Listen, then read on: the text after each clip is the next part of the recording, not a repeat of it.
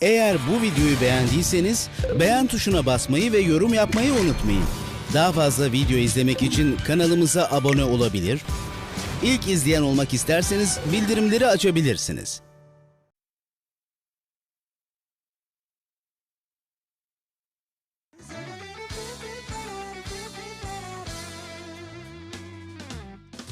Yalnızlıksa konuyu bilen benim, sorgusuzca yine seven benim, zamansızca karşımda hayalin, rica etsem lütfen gider misin? Durmak yoktu aşksa, inanmışım yalancıya, kalbim senle durdu, hepsi boşlukmuş oysa.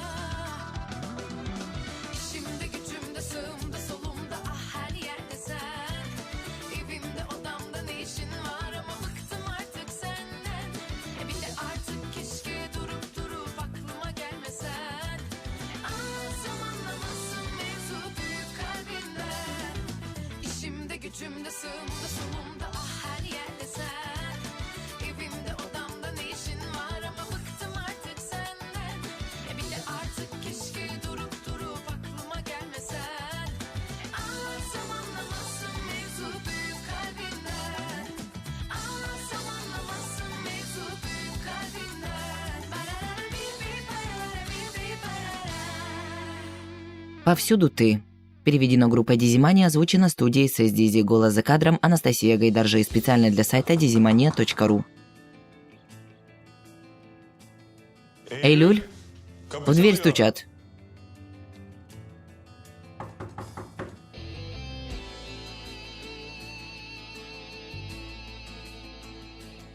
Эй, Люль.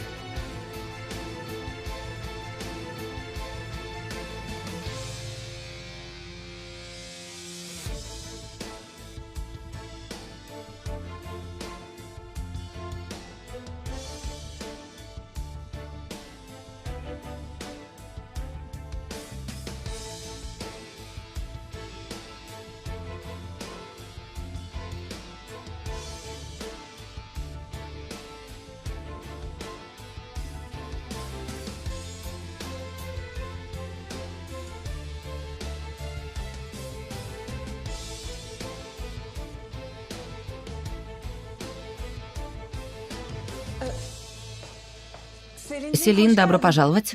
Входи. Мы тоже только встретились.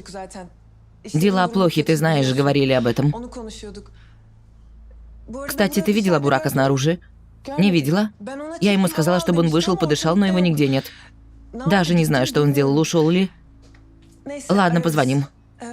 Ты осталась в дверях, проходи, пожалуйста. Я не буду вас беспокоить, спокойной ночи. Но выпила бы кофе? Я скоро приду. Селин.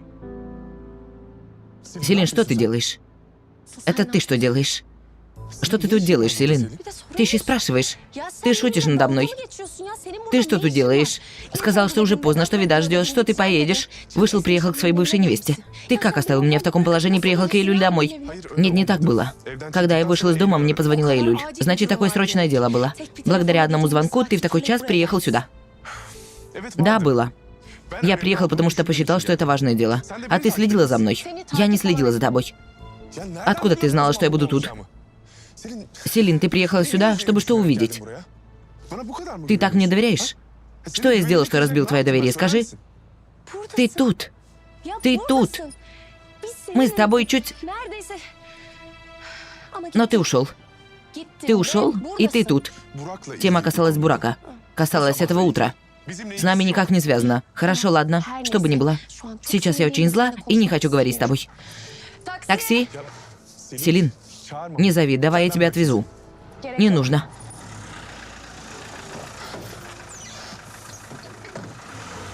Селин, Селин!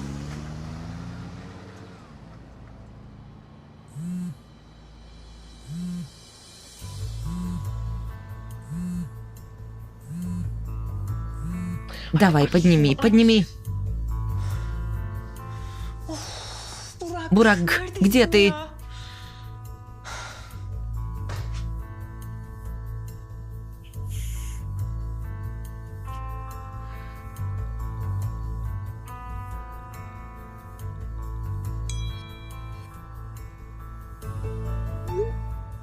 Бурак, где ты? Ты не мог, правда, взять и уехать.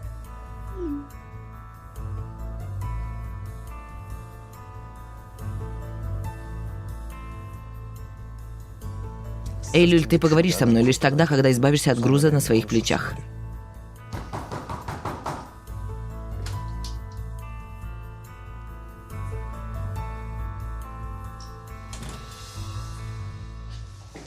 Что случилось? Селин ушла? Где Бурак? Не знаю. Кажется, он уехал. Эйлюль, где Бурак? Димир, я не знаю. Звоню, не поднимает. На сообщение тоже не отвечает. Ты сказала мне, что Бурак тут пьяный, неконтролируемый, чтобы я приехал, мы поговорили. Я приехал, но Бурака нет. Что я должен думать сейчас? Димир, клянусь, он был тут. Был не в порядке. Был зол на тебя. Я хотела, чтобы вы решили. Ты позвала Селин? Конечно же, я не звала. Зачем мне такое делать? Совпадение то, что ты пригласила меня сюда, и следом за мной приехала Селин? Ты сказала, что Бурак здесь, но его нигде нет. Может быть, Бурак позвал, я не знаю, но клянусь, я не звала. Вы вместе с Бураком с самого начала действуете вместе, да? Что-то проворачиваете. Смотри, очень нехорошая ситуация вышла, я понимаю, но мои намерения... Эйлюль, меня не волнуют. Вы с Бураком что-то проворачиваете. Этот человек и тебя сделал похожей на себя, да? Игры, ложь, планы. Дела проворачиваете за спиной. Ты позволишь мне сказать? Я не знаю, в какие вы с Бураком игры играете, но ты закончишь эту игру. Сейчас же. Я думал, что ты горда настолько, что не поддашься всему этому. Жаль. Ничего не осталось от той Эйлюль, которую я знал.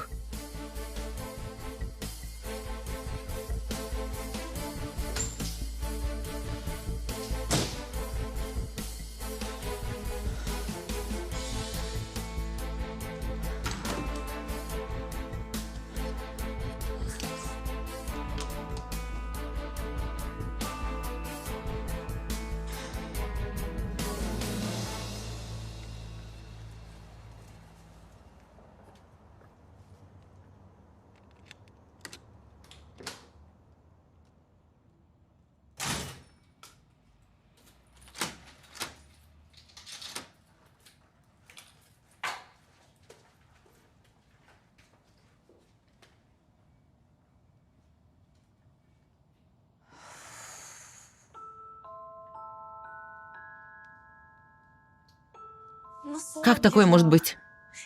Час назад в каком мы тут положении с ним были? А в каком сейчас? Не думай, Селин. Не буду думать. Не думай, Селин, да? Не думай, иди ложись и спи, Селин. Не думай, Селин. Да. Я лучше всего пойду спать.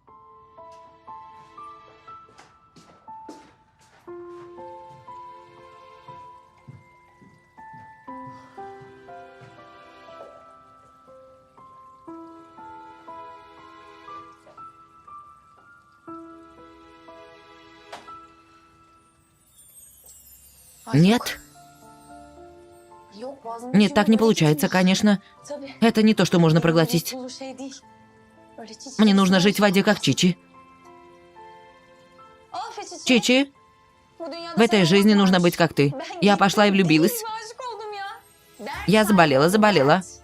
У тебя нет таких проблем. Жизнь прекрасна для тебя. Как тебе, хорошо? Смотри, Чичи, не смей. Отныне ты не будешь добра к Димиру, хорошо? Если увижу, что ты добра к нему, то я разобью тебе сердце, поняла?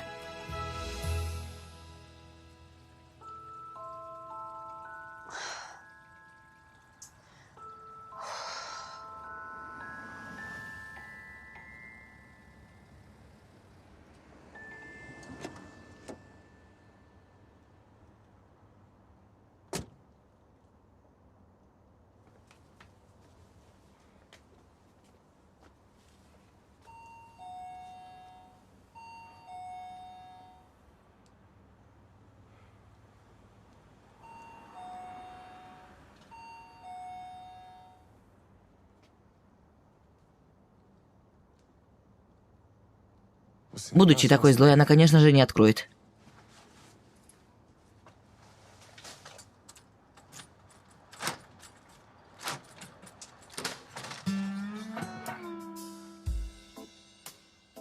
Закрыла. Отлично. Ты не можешь открывать эту дверь тогда, когда захочешь, только потому, что у тебя есть ключ. Я дала тебе ключ от своего сердца. Ключ от своего сердца. Вот так. А ты вышел с этой двери и пошел в другую дверь. Еще и злится на меня, что я проследила за ним. Смотри, ты. Злится на меня.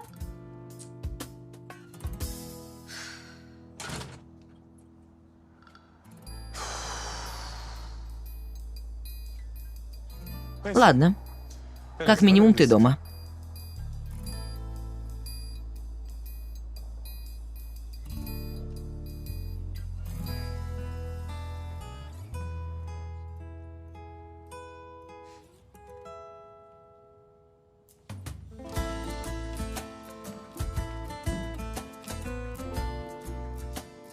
Хорошо. Свет горит, еще не уснула.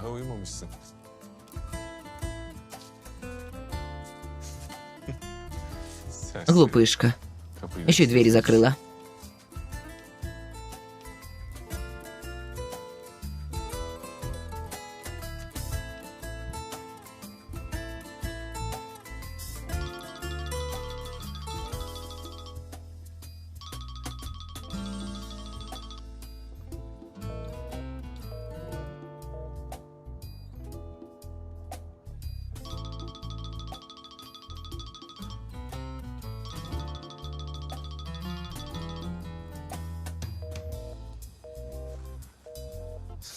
Упрямая коза.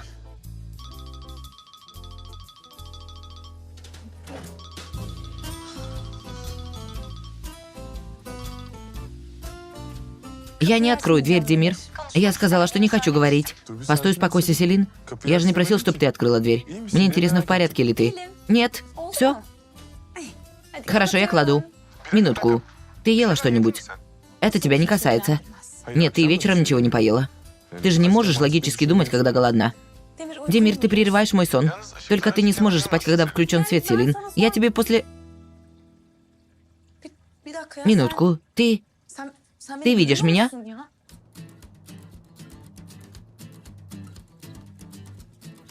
Нет уж. Что ты там делаешь? Иди, куда шел. Тут хорошо.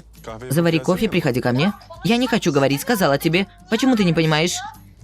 Спокойной ночи.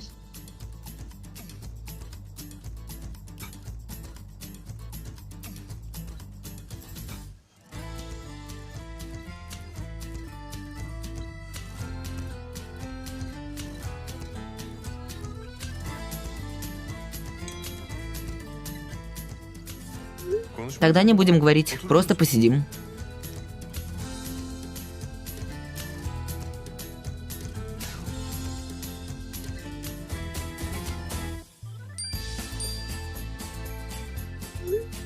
И сидеть не хочу.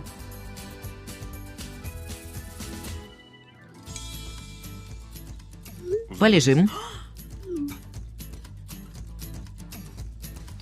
Ты что несешь? Очень стыдно, что ты вмешиваешь это. Очень стыдно, ты ушел.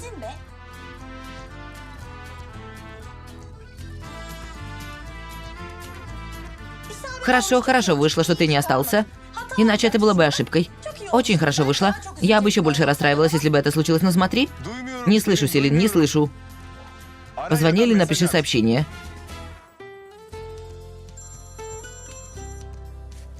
Говори, любимая. Я не твоя любимая. Моя, я только сегодня ночью тебя целовал. Это было в последний раз. Все закончилось. Ты уходи. Уходи, тебя ждут, иди к ней. Кто и что хочет, может делать. Меня не волнует. Я жду тебя. Не жди, отныне совсем меня не жди. К тому же не засни там. Дождь пойдет на тебя, замерзнешь. Ради бога, Селин. Если заболею, ты не будешь смотреть за мной. Боже мой, чего я буду смотреть? Не буду. Все, мое терпение лопнуло. Делай, что хочешь отныне. Не считай меня. Делай, что хочешь.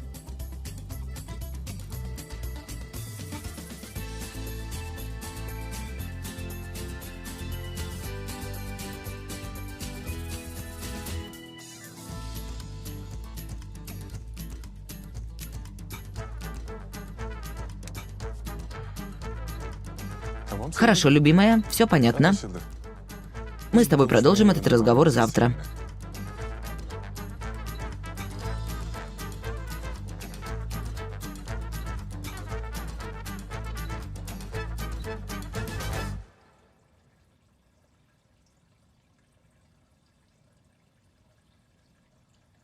Идиот.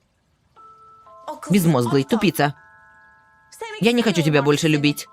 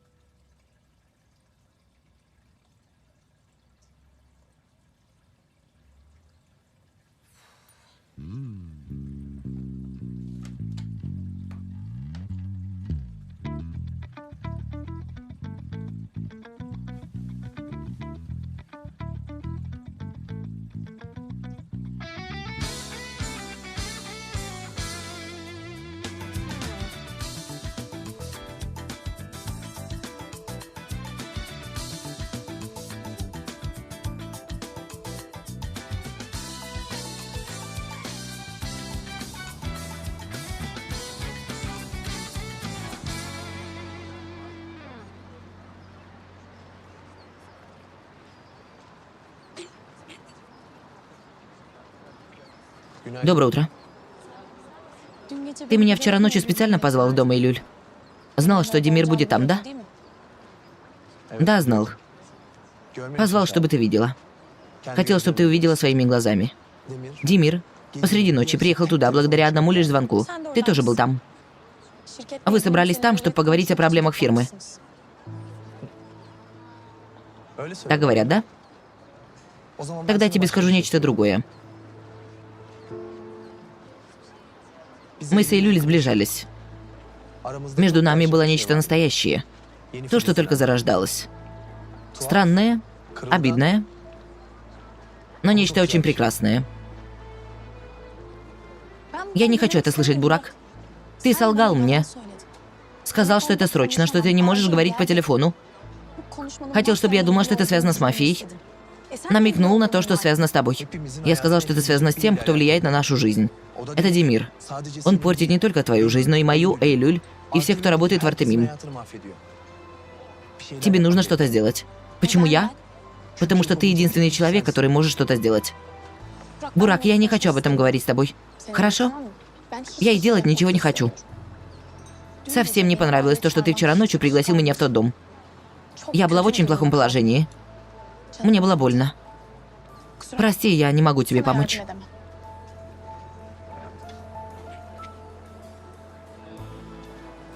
Ты не единственный человек, кому больно. Но если ты сядешь, послушаешь, то мы избавимся, пока ничего плохого не случилось с нашими друзьями.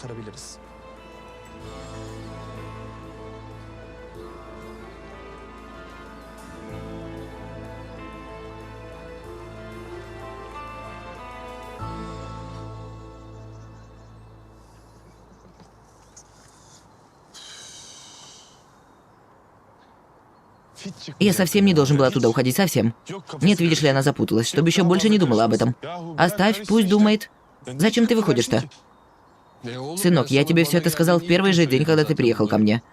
Очень глупо было то, что ты оставил девушку дома одну и ушел. Я тебе сказал, ты ведь не слушаешь. У тебя были очень веские причины, по-твоему. Что сейчас случилось? Ты пришел в себя, когда Селин ночью увидела тебя в доме у Эйлюль?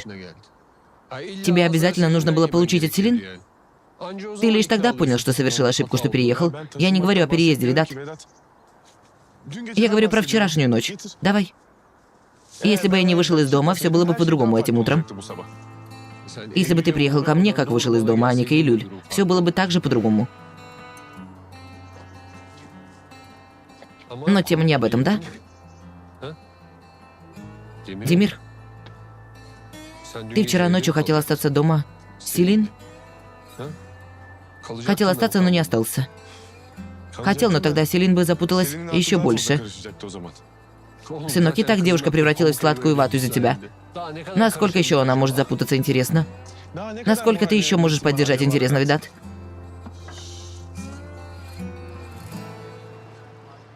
А вы с Демиром ведь уезжали на 2 дня. Мы с Эйлюль За эти 2 дня очень сблизились. Но потом внезапно вы вернулись, и все стало как прежде. Эйлюль стала от меня отдаляться. И? На что ты намекаешь? Не намекаю. Говорю. Предупреждаю, показываю. Надеюсь, что ты поймешь. Напряжение между ними все уничтожает. Положение наше у всех на виду. Артемим на грани банкротства. Пока эта проблема не решится, ничего не решится. Я не могу решить проблему, что между ними, Бурак. Сделай что-нибудь. Я делаю все, что в моих руках, но недостаточно этого. Мы пока с Эйлюль не настолько близки. Но ты с Демиром в отношениях. Была в отношениях, ладно. Смотри. Я очень много работал, чтобы спасти эту фирму. Всем. Даже жизнью рисковал. Или эти проблемы решатся, или я решу их, как знаю.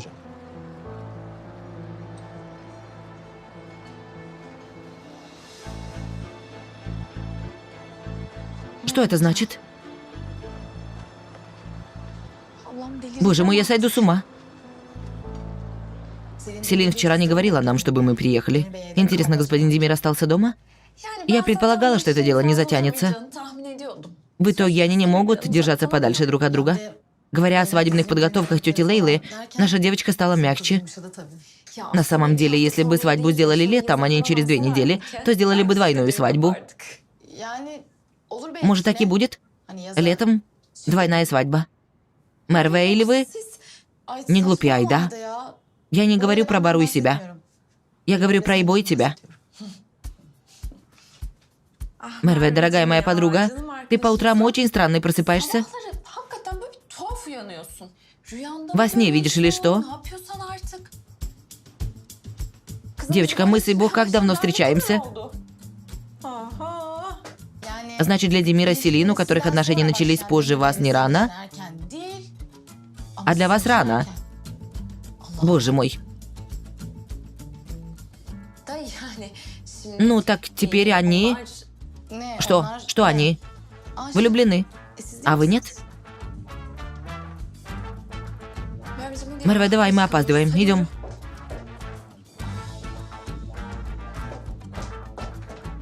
Давай, бусинка, давай. Ты очень красивая, давай.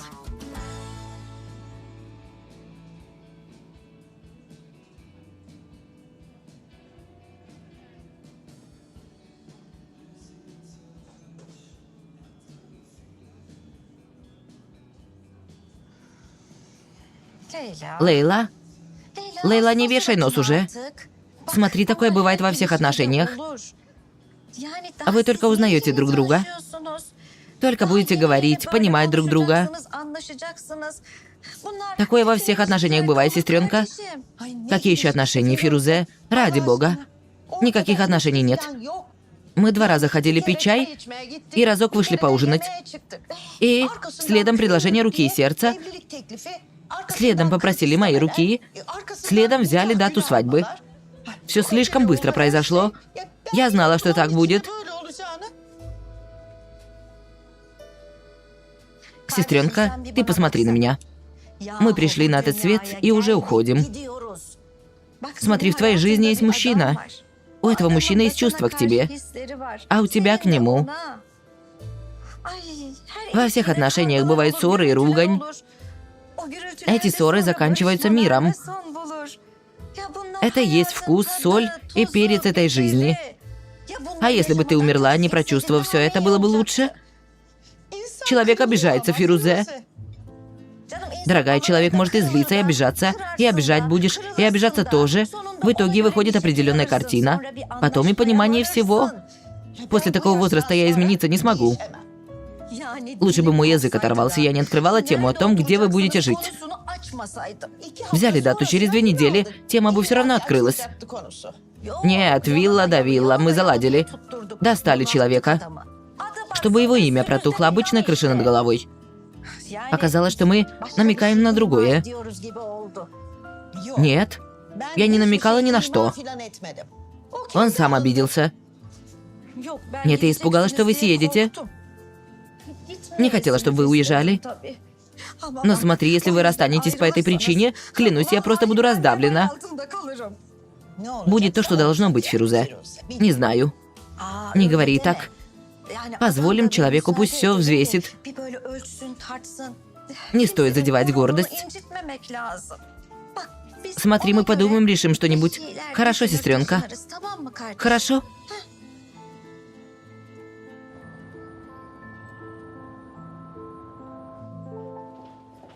Доброе утро, девочки. Доброе утро. Доброе утро, Селин. И?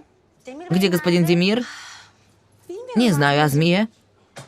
Девочка, что случилось? Вы не вместе приехали? Нет, я приехала одна. Почему? Что значит почему? Я не могу приехать одна? Мы что, с Демиром Эрендилем связаны пупками с рождения? Не могу приехать на работу без него? Нет, можешь. Что это за злость, красивая моя? Что-то тебя напрягает? У тебя совсем нет настроения? Нет. Никаких проблем нет. Все так, как должно быть. Приехал. Вечером приезжал господин Демир. Что случилось? Ты почему приехала одна? Не остался на ночь? Не остался. У него были планы. Как? Какие другие планы? Доброе утро, господин Демир. Доброе утро. Госпожа Селин, можете подойти в мой кабинет?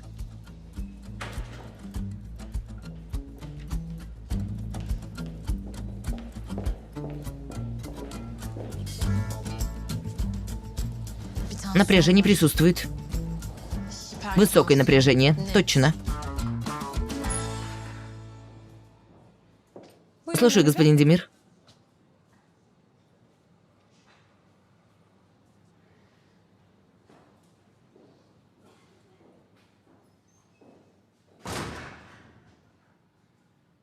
Нам нужно поговорить. Но мы на работе. К тому же у меня тонна дел, которые я должна уладить. Я знаю, что мы на работе. У меня тоже есть дела, поэтому никому не обещай по поводу обеда, пожалуйста. Не думаю, что у меня сегодня будет время, чтобы выйти пообедать. Скорее всего, не выйду. Селин, ты так и будешь продолжать? Со вчерашней ночи твоя злость не прошла? Какая еще злость? Я неправильно говорю с начальником нашей фирмы? Простите, я не хочу быть неуважительной. Как мне с вами говорить? Как относиться? Селин, не надо. Госпожа Селин. Смотрите, госпожа Селин. Это дело затянулось. Мое терпение подходит к концу. Господин Демир, тогда смотрите. Тут есть ручки и карандаши. Возьмите и раскидайте все это, расслабьтесь. Пойдет вам на пользу. Раскидай все свои дела. Мы пойдем покушаем. Господин Демир, совсем не мило то, что вы приказываете. Если хотите, то пообедайте с госпожой Илюль. Да, обсудите к тому же проблемы фирмы. К тому же на нас есть жалоба. Из-за личной жизни вы забрасываете работу. Кто жаловался? Птицы. Птицы. Только сезон этих птиц уже прошел, немного осталось. Я их истреблю. Животное. Истребит он. Какая вина у этих животных? Я думала, ты любишь их. Я люблю животных. Никаких проблем с ними нет. Я не люблю Бурака. Но вы настолько восхищаетесь им, что сразу прощаете, что бы он ни сделал. Ничего такого нет. Но я постоянно слушаю то, что говорит Бурак, что бы он ни сделал. Всегда он имеет право высказать свое мнение, а не я. Правда. Какой очаг того, что вы так толерантны к Бураку? Не глупей. Как ты разговариваешь? А я лишь смотрю на то, куда заходит эта тема, когда обсуждаешь ее так же без логики, как ты. Я отношусь без логики. Немного. Хорошо. Тогда я объясню вам так, господин Демир. Ты возьми, сохрани огромную тайну. Жди, пока тебя не прижмут к стенке, а потом все это возьми и спусти на меня, а потом покинь дом. То, что ты покинул дом, в котором вырос, это уже другая тема. А потом смотрю, ты выходишь из дома своей бывшей невесты. Не так ли? Но все это благодаря тому, что я отношусь без логики ко всему. У тебя каждое слово ложь. Твои слова и действия друг с другом не соответствуют. Но Селин постоянно должна тебе верить, да? Обсудим это все за обедом. Нельзя. У меня есть дела. Селин, закончи тогда свои дела. Если закончу дела, выйду на обед с Ордой. Он все еще тут? Тут сейчас выйду, составлю программу с ним. Господин Демир, не злитесь. Если будете себя плохо чувствовать, то ручки тут. Раскидайте это все, сломайте, придете в себя, хорошо? Легкой вам работы, господин Демир.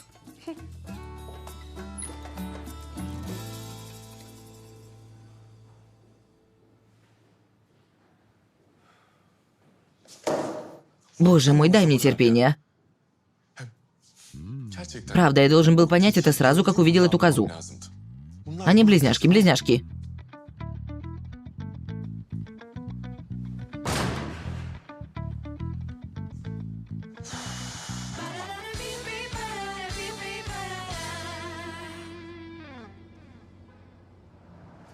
Браво!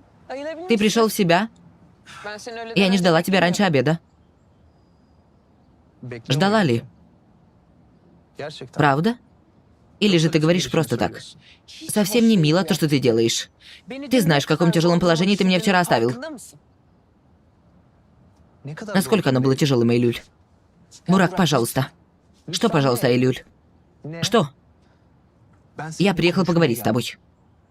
Только потому, что разговор между нами был немного напряженным. Ты позвонила Демиру. Зачем? Зачем ты просила помощи у своего бывшего возлюбленного? Правда?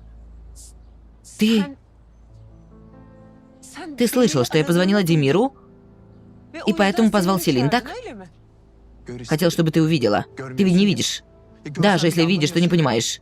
Этот человек одержим Селин. Он не вернется к тебе, если даже между ними все будет плохо. Бурак, я тебе много раз говорила, что у меня нет таких надежд и желаний. Говоришь, что не хочешь.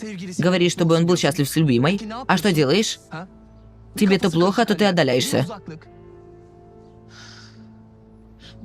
Бурак, ты понимаешь, с чем мы возимся? Ты помнишь о положении фирмы? Ты интересуешься Демиром намного больше меня. Твоя проблема фирма или Демир? У меня была проблема с отцом. Эта фирма была моей, а Демир пришел потом. К тому же... Сейчас есть ты. И делаешь вид, что не понимаешь, что не видишь. Что-то было. Но хочешь, чтобы мы делали вид, что ничего не было. Не могу поверить, что мы тут ругаемся об этом, правда?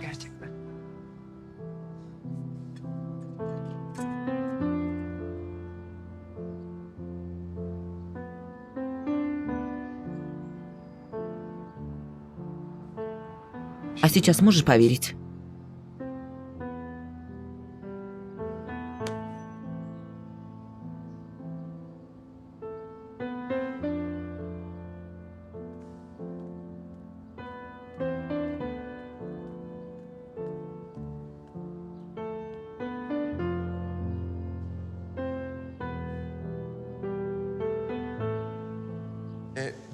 Нужны 2 копии вот этого. И будет достаточно, если сделаете по 1 копии остальных. Я поняла, а это...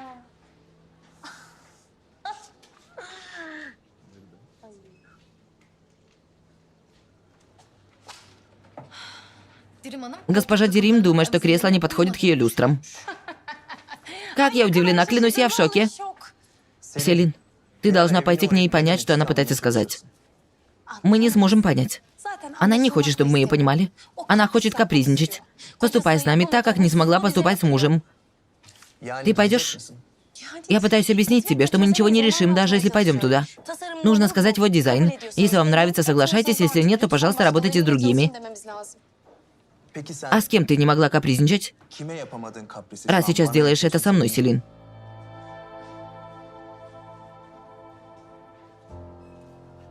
Мерве, позвони, назначь встречу. Скажи, придут ребята, посмотрят, запишут все, что нужно. Хорошо. Ферух.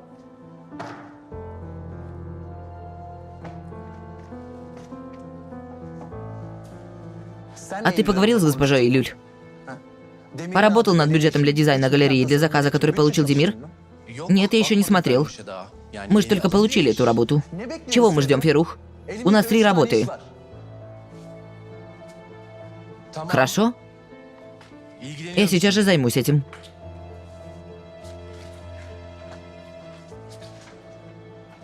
Бурак, не ты один зол. Мне тоже плохо. Но как-то контролируй себя. Не контролируй. Кто тебя заставляет?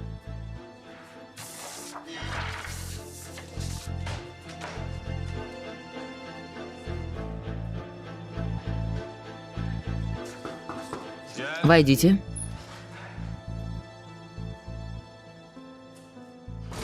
Демир, есть минута.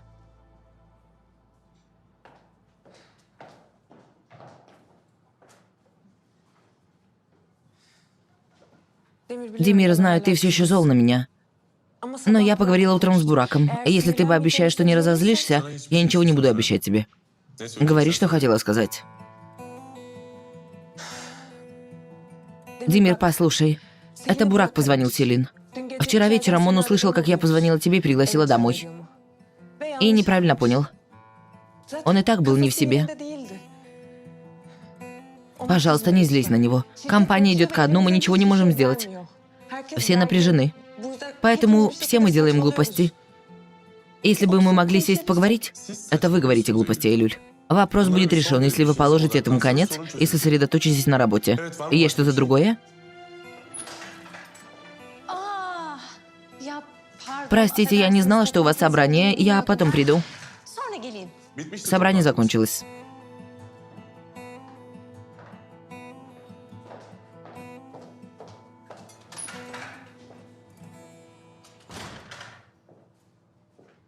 Что случилось? Ты соскучилась по мне? Если будешь так делать, я выйду. Ладно. Я слушаю, наверное, ты насчет работы? Да. Это насчет работы, потому что мы на работе. Да, я собиралась задать тебе вопрос насчет работы, потому что обычно нам не о чем говорить.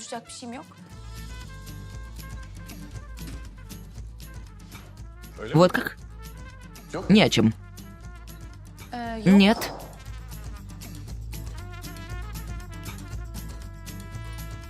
Совсем нет. Нет. Ты пришла, чтобы спросить о чем-то.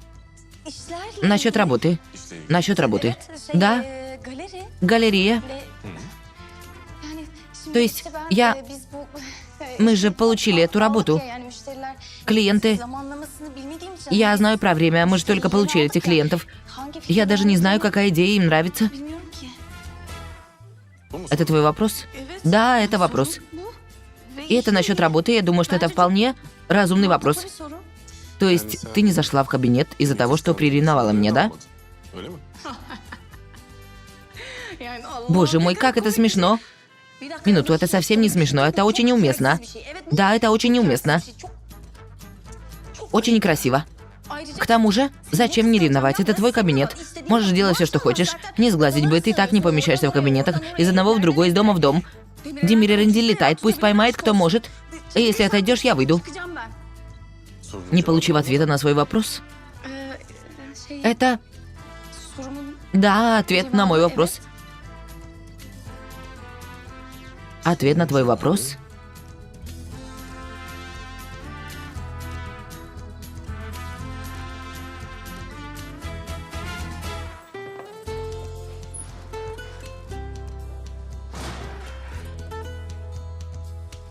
Я не помещаюсь в кабинетах. Конечно, не помещаюсь, благодаря тебе.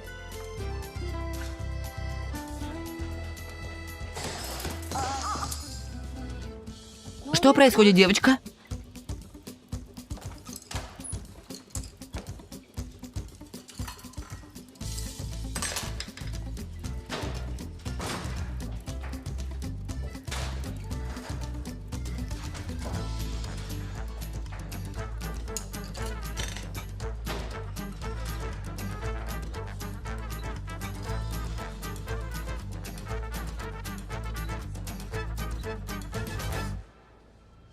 Что-то случилось, господин Демир? Да, случилось. Но мы потом это обсудим. Госпожа Селин, клиент из галереи хочет познакомиться с вами. Они одобрили дизайн. Собирайтесь, они ждут на собрании. Только у меня сегодня будет другое собрание. Нужно позвонить клиенту и назначить собрание на другой день. Я не могу заставить клиента ждать. Как ты знаешь, в этом деле нужно действовать быстро. Я буду в машине. Демир? Сегодня мы втроем пойдем на собрание руководства, чтобы убедить продать акции. Если поедешь на склад, то не успеешь. Собрание будет проходить не на складе, а в главном здании. Я успею.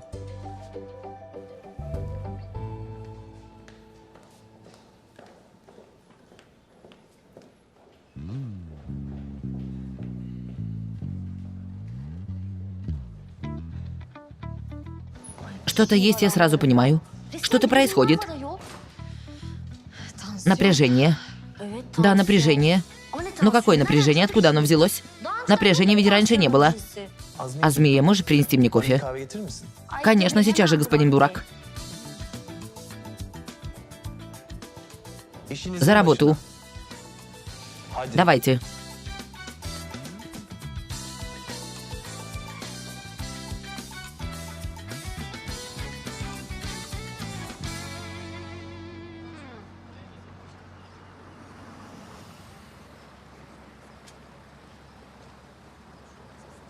Давай, Селин.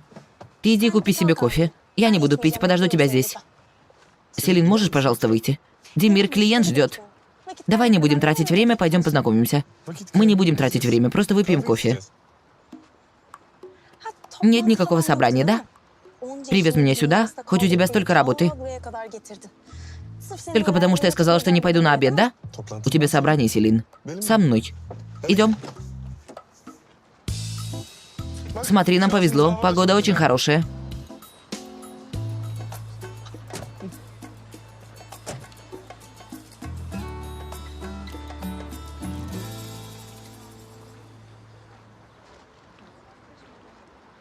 Спасибо.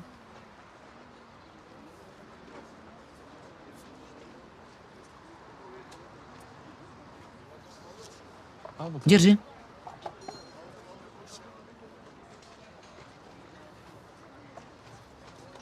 Я принял решение, Селин. Я догадалась. Всю ночь не спал. Так не получается. Ситуация ни к чему не ведет. Ты очень хорошо решил, да? Ты абсолютно прав, ни к чему не ведет. Ты ушла из дома. Я ушел из дома. Так не получается. Так мы не можем пойти на поправку. Ты прав, мы не можем пойти на поправку. Мы все испробовали. То есть ты предлагаешь закончить? Да, пусть закончится. Это уже начало становиться глупым. Когда начало становиться глупым? После того, как ты пришел вчера домой? Или когда после ушел в другой дом? Нет, намного раньше. Это началось несколько недель назад. Твои ночевки у Айды, мои уходы из дома. Это все не должно было случиться. Хорошо. Ладно. Ты очень хорошо решил. Принял правильное решение, ты прав. Тогда давай закончим. Отлично. Раз мы думаем одинаково, то я вернусь домой. Я не поняла. Я вернусь домой. А ты никуда не уйдешь. По утрам мы поедем на работу, вечером вместе вернемся. И нельзя ночевать в других местах. Ты сходишь с ума, заставляешь сходить с ума меня. И мы потом оба сумасшедшие. Поэтому пока все не наладится, будем ходить только на работу и домой. Все чисто. То есть ты вернешься домой? Да. Димир, ты прикалываешься надо мной? Ты решил поселиться в доме, в котором не остался вчера? Послушай меня. Оставайся там, куда ушел вчера. Когда оставил меня, меня это не волнует. Хорошо, раз тебя не волнует, то я останусь дома. Только меня волнует то, где ты останешься, госпожа. Поэтому ты будешь дома. Клянусь, ты больной. Сумасшедший, сумасшедший. Я иду на собрание руководителей, а ты идешь в офис. Слышишь? Домой поедем вместе. Димир, я сейчас очень злая. Я вижу, что ты злая, поэтому не буду давить. Я думаю, тебе стоит насладиться этой прекрасной чистой погодой. Погуляй немного, приди в себя. А потом вернись в офис, а вечером вместе вернемся домой.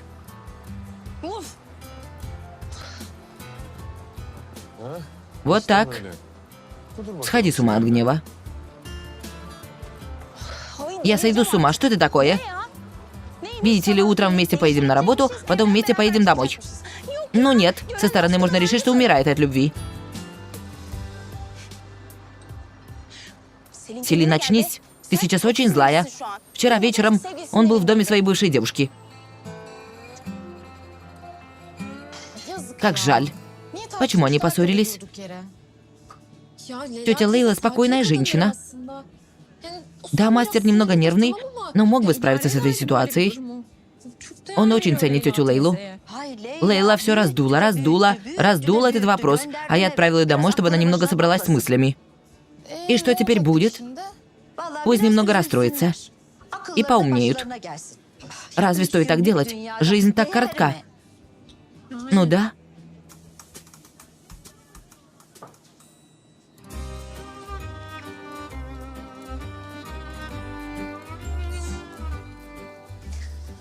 Добро пожаловать. Рад видеть. Что делаешь вечером? Не знаю, что я делаю. Останешься со мной в клинике. У меня вечером дежурство, не смогу выйти. Но я очень соскучился по тебе. В клинике? До утра? Да, что? Ты ведь уже оставалась там. Ты так говоришь? Хорошо, ты прав.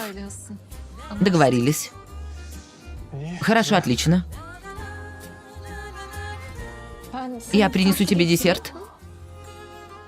Хорошо. Тогда яблочный пирог. Сверху шоколадный соус. И еще мороженое. Ты ведь шутишь? Нет? А еще чай.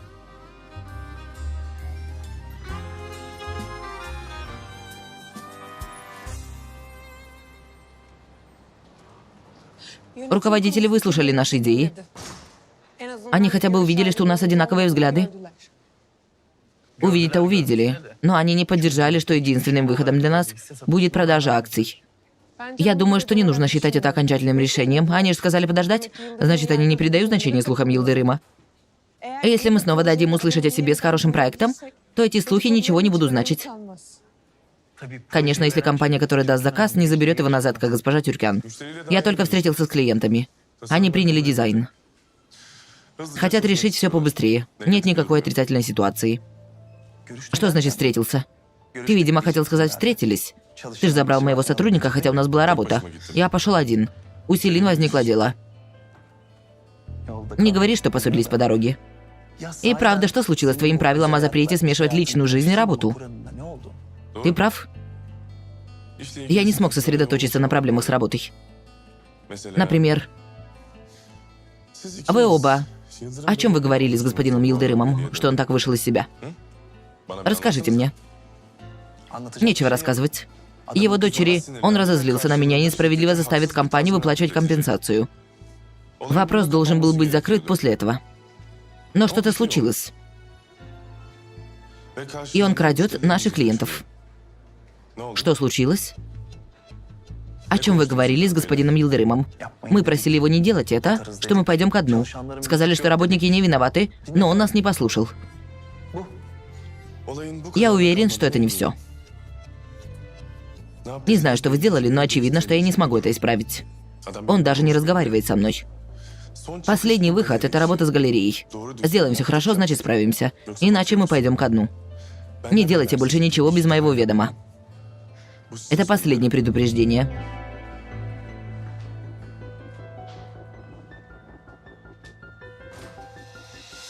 Видите ли, это последнее предупреждение. Я, например, очень сильно испугался сейчас. Если ты тоже испугалась, можем разойтись.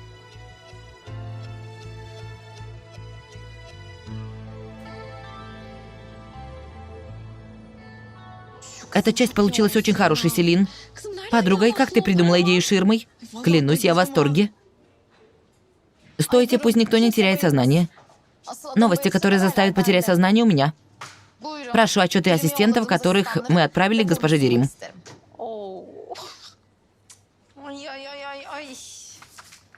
Клянусь, я не делаю это, чтобы отвлечь Бурак. Эта женщина может убить своим отсутствием вкуса. Это тоже верно. Эта ведьма Дерим сильно мучила наших ассистентов. Говоря, что кресла не сочетаются с люстрами. Она хотела сказать, что хотела видеть на креслах хрустальные камни, пуговки. Ее люстра ведь хрустальная. Она это имела в виду, когда говорила о сочетании. Эта женщина просто лидирует в отсутствии вкуса.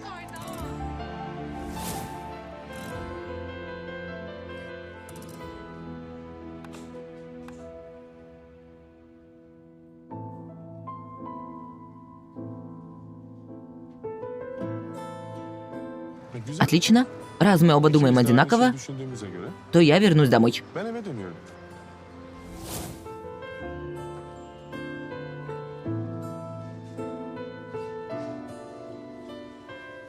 Селин, ты замечтала, что такое? Да, это у меня есть. Я просмотрю в документах. Спасибо. Не за что, легкой работы.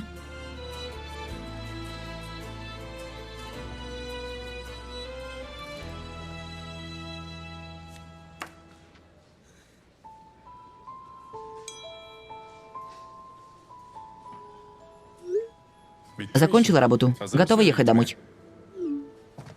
Просто удивительно.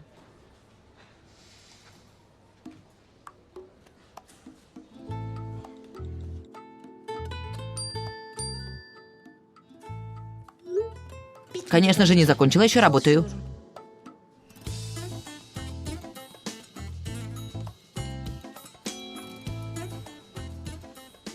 Не работаешь.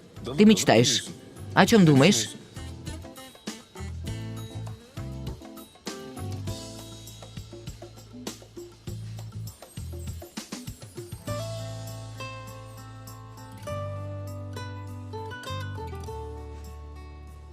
Что значит мечтаешь, дорогой? Я думаю о дизайне. Ты следишь за мной, Демир?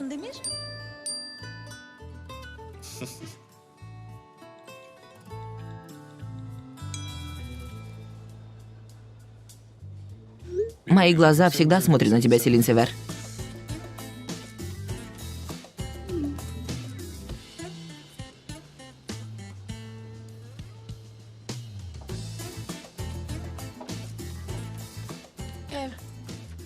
Бурак, я могу сделать эскизы дома, а потом отправить их завтра. Можно, ты уходишь? Ладно. Увидимся завтра. Девочки, если вы тоже уходите, то пойдемте вместе, если вы все. Можем пойти. Ты идешь домой? Нет, дорогая, я иду к тебе. Да ладно, что опять случилось? Ладно, не реагируйте, поговорим дома.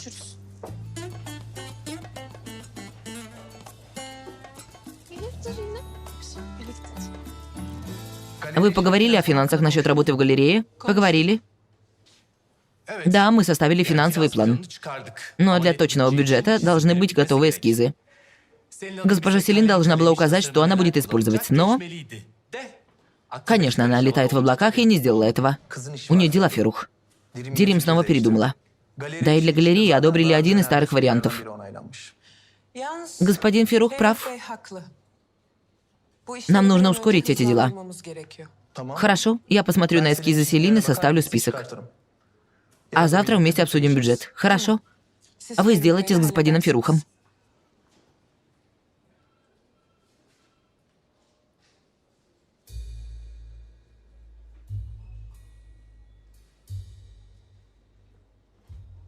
Ладно, я пойду подышу свежим воздухом.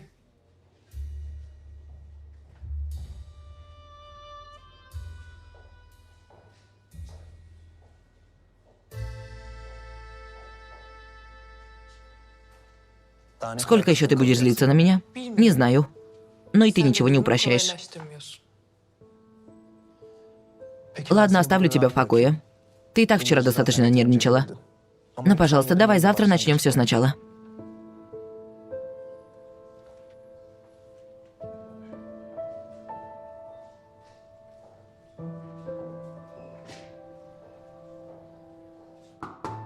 Войдите.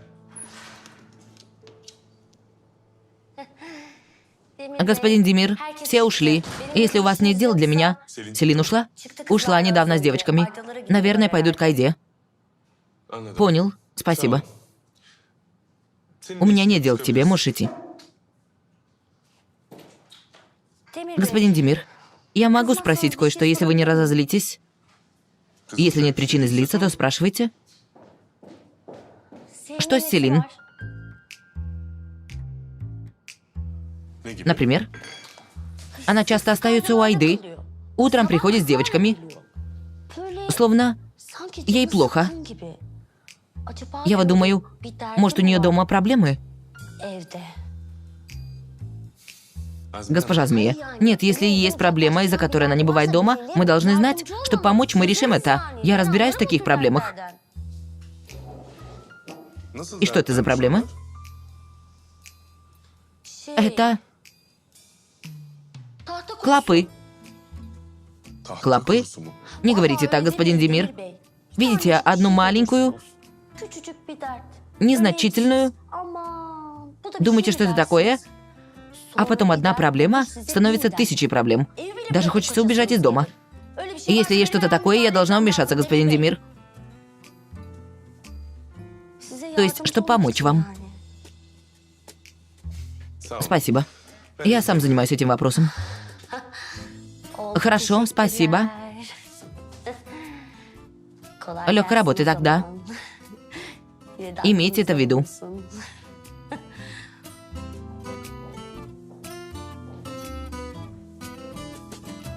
Хорошего вечера. Хорошего вечера. Мастер Мухарем. Мастер Мухарем, проходи, я как раз ждал тебя. Смог решить? Как вы и просили, я сменил замок. И сделал остальное, что вы просили. Я не совсем понял, но... Ничего. Большое спасибо. Доставил вам беспокойство. Нет, это не беспокойство. Это я сильно надоел вам тем вечером. Извините. Не думайте об этом. Смогли поговорить с госпожой Лейлой? Еще нет. Я подумаю, определюсь точно, и тогда. Мастер Мухарем, присядь ненадолго.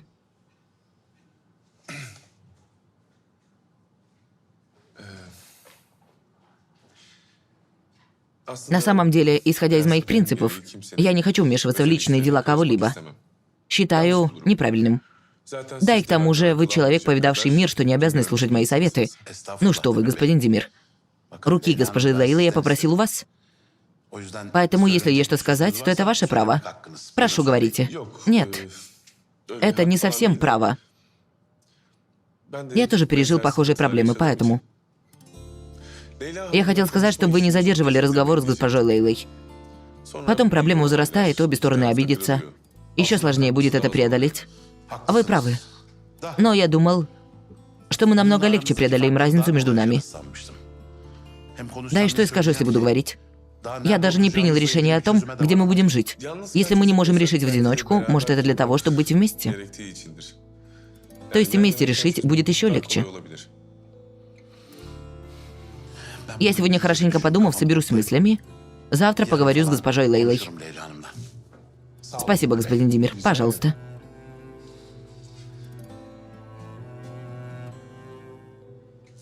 Хорошо, что вы пришли в эту компанию. Желаю, чтобы вы никогда не уходили.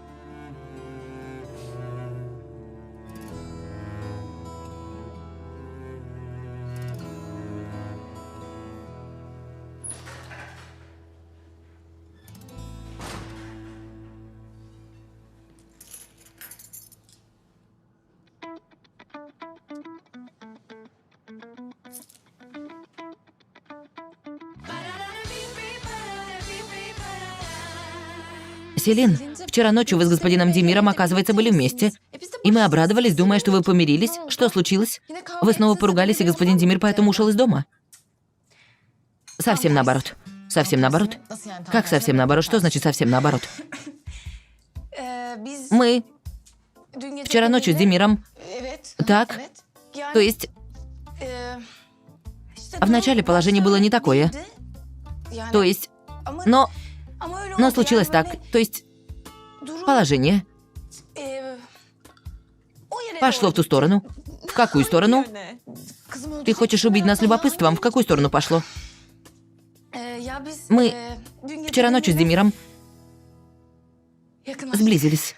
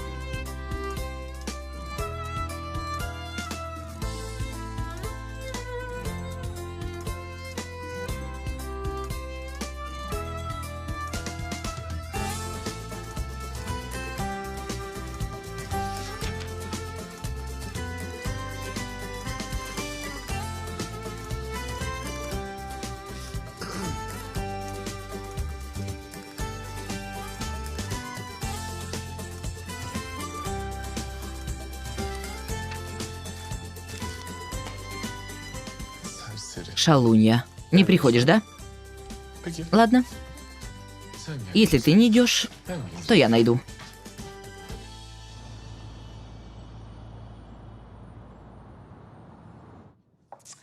О боже. Ты выйди из моего дома. Бегом иди к Ейлюль. А я думаю, что он пошел к Видату.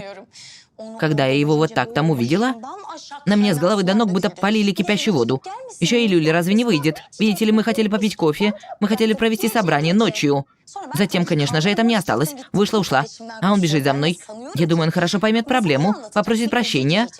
Но нет. Увидев меня там, его гордость сыграла. Видите ли, я за ним следила. Видите ли, что я там делаю? О, боже. У человека должна быть стыдливость. Человек немного обеспокоится таким положением. Конечно. Да. Да, я тоже так была удивлена, увидев. Точно так же почувствовала, но... Это проходит, девочки, проходит, не переживайте. Селин, теперь вы ведь сблизились с господином Демиром. В общем, какая-то близость. Нет, то есть не нужно так подробно рассказывать. Но поверхностно пройдись. Молодцы, девочки. Что я вам рассказываю целый час? Вы совсем не слушаете. Вы еще в начале разговора. Да, так. Да что уж врать, Селин. Я тоже там осталась. Это же очень большое событие. Ты оставь сейчас Бурака и Люль. Забудь о них. Такое произошло.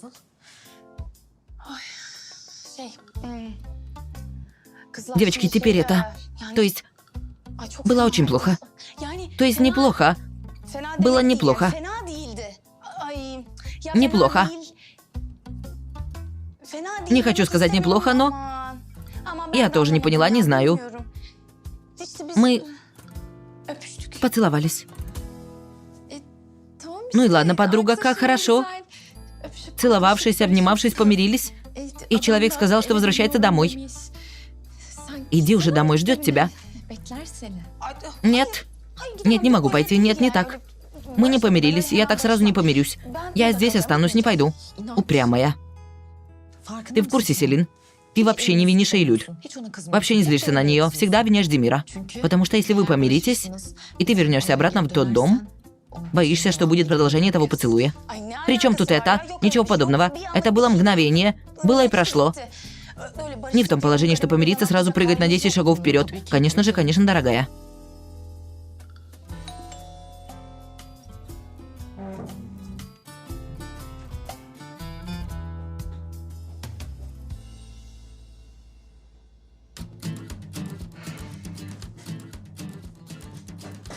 Селин, пришел господин Демир. Что?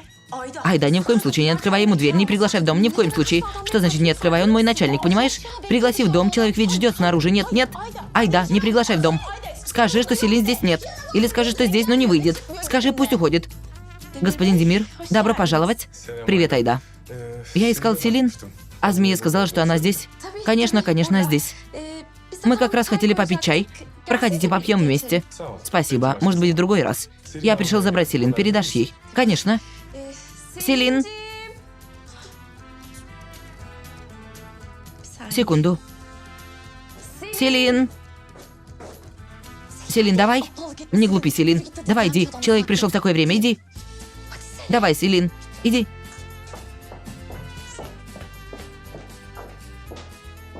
Слушаю. Что случилось? Зачем пришел? Я сказал, что мы вместе вернемся домой. Забирай вещи, пошли. Я не пойду. Я не вынуждена следовать твоим решениям, которые ты принял сам. Селин, я принял это решение для нас двоих. Поэтому мы вместе будем следовать. Давай. Снова явился законодатель Демир Эрендиль, получается. Но твои правила на меня не влияют, господин Демир. Раз уже вернулся домой, живи сам по себе. В свое удовольствие. Я категорически ни под каким условием не вернусь в твой дом. И ни одна сила не принудит меня к этому. Так, так. Что ты сделаешь? Прости. Мерве, привет. Сумка Селин там? Демир, не глупи. Я говорю, что не пойду с тобой. Чего ты не понимаешь? Упрямая. Спасибо. Отпусти, не глупи. Девочки, вы меня предаете. Вы мои подруги, напомню. Дамы, доброй ночи. Завтра увидимся в офисе. Доброй ночи. Доброй ночи.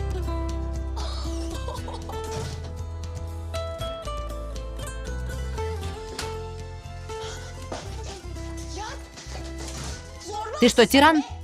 Что ты делаешь? Очень смешно. Еще и смеешься. Ты сошел с ума? Если ты всю ночь хочешь ругаться, то будем. Если хочешь посмотреть фильм, посмотрим. Если хочешь делать что-то другое, скажи. О боже, будто ты очень интересуешься тем, что я хочу делать. Поэтому ты вчера ночью ушел. Я поняла, что ты хочешь делать. Хочешь уйти? Давай, иди, мой друг. Куда ты хотел идти со вчерашнего дня? Я и вчера ночью не хотел идти. Так? Как жаль, правда? Еще скажи, что стало не по себе, когда выходил с этой двери. Селин, ты запуталась. Получилось так, что мы воспользовались тем, что ты запуталась. Надо было так думать. Как хорошо получилось, что пошла. Смотри, теперь прекрасно себя чувствую. Я теперь тебя понял, знаешь? Твои нейроны ошибочно связались. Поэтому, что бы я ни делал, что бы ни говорил, ты думаешь совсем о другом. Раз так, то будешь сидеть рядом со мной. И не будешь путаться. Я не буду ни с кем сидеть рядом, понял? Нет проблем, Селин. Тогда думай, будто я сижу рядом с тобой. Что это значит? Каждый день будешь знать, что я делаю в офисе. В доме мы и так вместе. Не будет ничего, что тебе путало бы мысли и занимало тебя. А если запутаешься, я сразу же вмешаюсь. Потому что когда ты остаешься наедине, придумываешь в голове. А потом мы оба не можем с этим справиться. О боже. Прошу, вмешайся. Как ты это сделаешь? В моей голове есть много сумасшедших идей. По поводу того, с кем ты хочешь быть. Этот человек не я. Давай вмешайся. Что будешь делать? Как будешь делать? Вот так.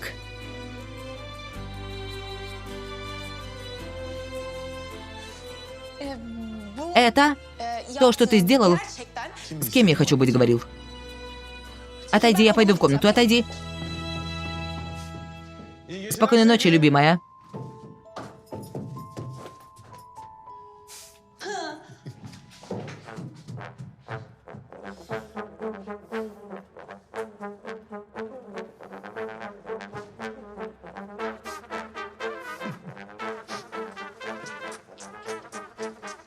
Я говорю человеку, что я не та девушка, которая будет стоять, где ты ее оставишь. Я не буду стоять там, где меня оставили.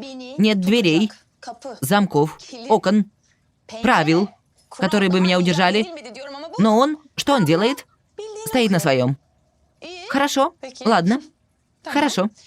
Раз уж ты стоишь на своем, и я буду стоять на своем.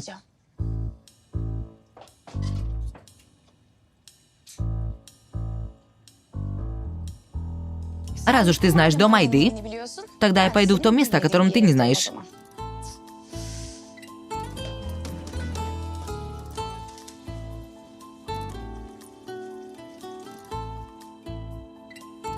Что мне делать, Чичи? Не смотри на меня так. Ладно, хорошо. Я тоже не в восторге. Оставлять тебя, вас, теплый дом, идти в отель? Ну что мне делать? Человек не понимает. Не понимает. Куда еще мне убежать, находясь в одном доме? Еще и прошлой ночью. Случившейся на кухне. Очень плохо получилось, очень. Чичи. Но было очень хорошо, словно так. Дыхание, будто прервалось дыхание. Будто в один миг почувствовала, что в мире все возможно, знаешь? Но получилось очень плохо. Нет, очень плохо получилось. И так все запутано. Разве время? Еще и очень нервное. Очень нервное. И пока я не успокоилась, мне нужно покинуть этот дом. Давай.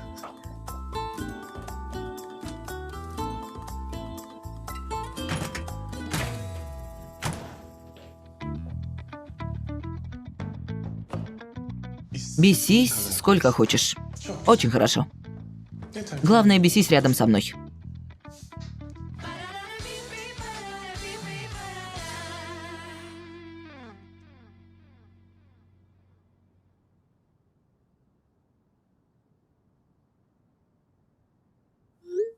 Я хотела прийти, но никак не смогла выйти из дома.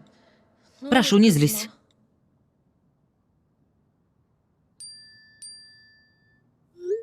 Я возле двери.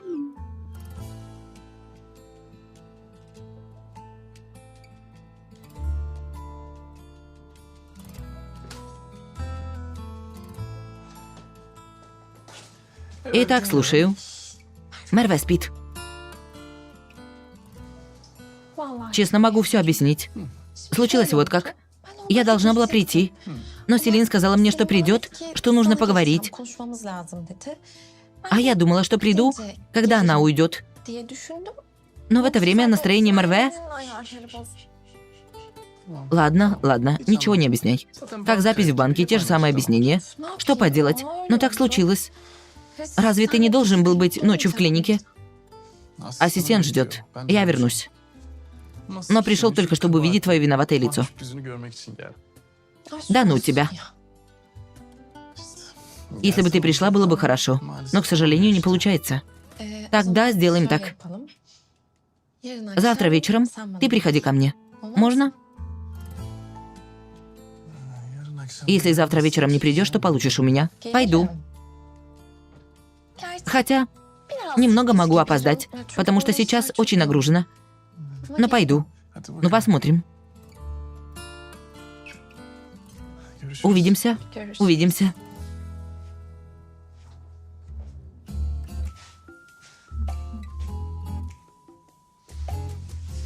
Увидимся. Увидимся.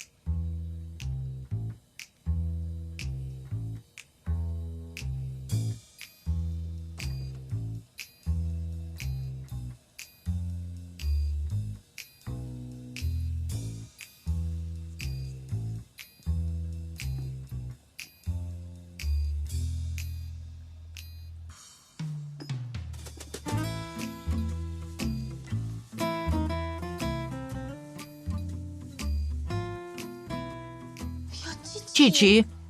Ладно, не переживай. Как обоснуюсь в отеле, позвоню Демиру. К тому же на работе увидимся. Пусть поймет, что мы ничего не решим, привязав друг друга как оковы заключенных. Да.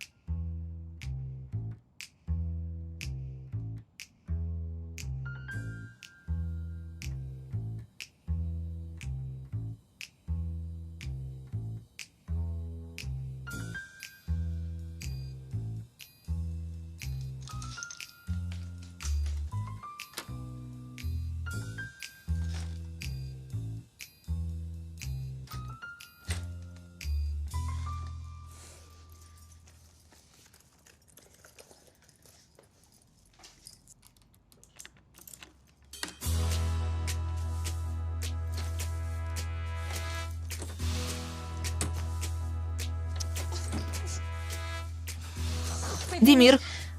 Нет уж. Ты что, поменял замок?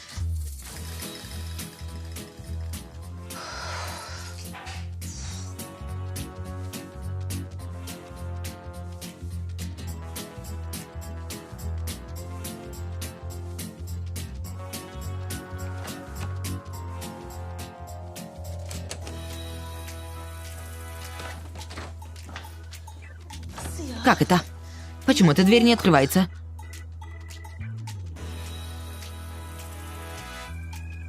Не могу поверить. Замок сделал для двери прямо как тюрьма. Все прошло бы бесшумно, но ты этого захотел.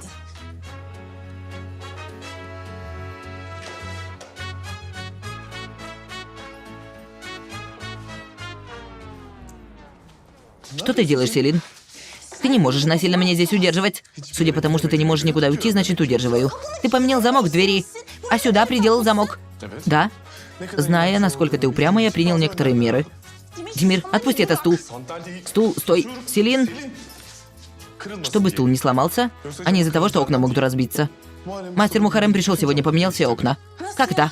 Ты вставил неразбивающиеся окна по всему дому. И во всех окнах есть замки безопасности. То, что ты делаешь, это насильное удерживание. Это преступление, преступление. Если я пойду подам на тебя жалобу, что скажешь судье? Я люблю, господин судья. Димир, ты закрыл все точки выхода. А если случится что-то срочное? Если пожар начнется, как мы тогда выйдем из дома? Конечно же, через переднюю дверь, Селин. У меня есть ключ. Прекрасно. Тогда дай мне тоже. Но тебе же не нужно. Ты и так выходишь и заходишь вместе со мной.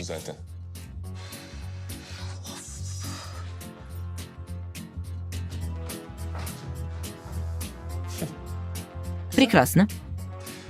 Судя по тому, что мы договорились, теперь я могу спокойно заснуть.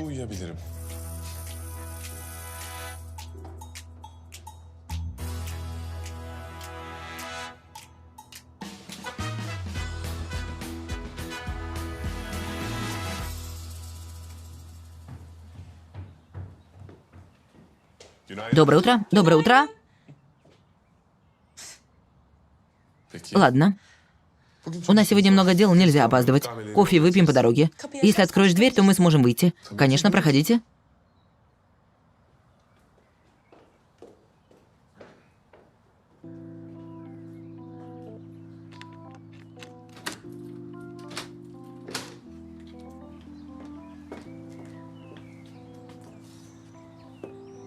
У этого нового замка наверняка есть запасной ключ.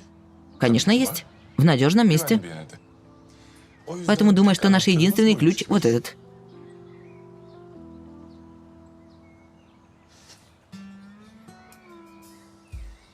Я теперь без тебя не смогу заходить в свой дом? Но, Селин, давай не будем все время говорить об этом. Ты вместе со мной будешь входить и выходить. Давай, выйди, чтобы я дверь закрыл.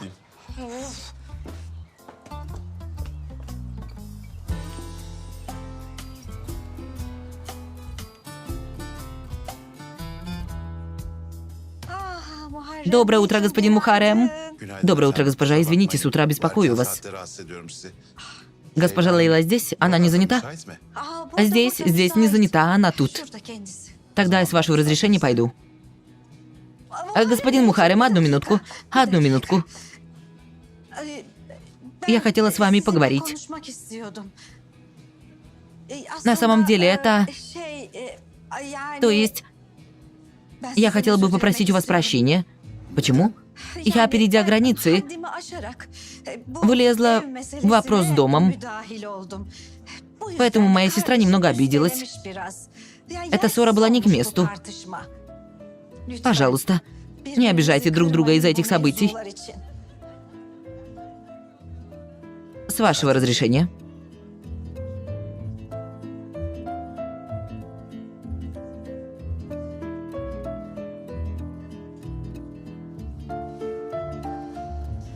Доброе утро, госпожа Лейла. Доброе утро, господин Мухарем. Знаю, вы очень заняты, но мы можем 2 минуты сесть поговорить. Конечно, давайте.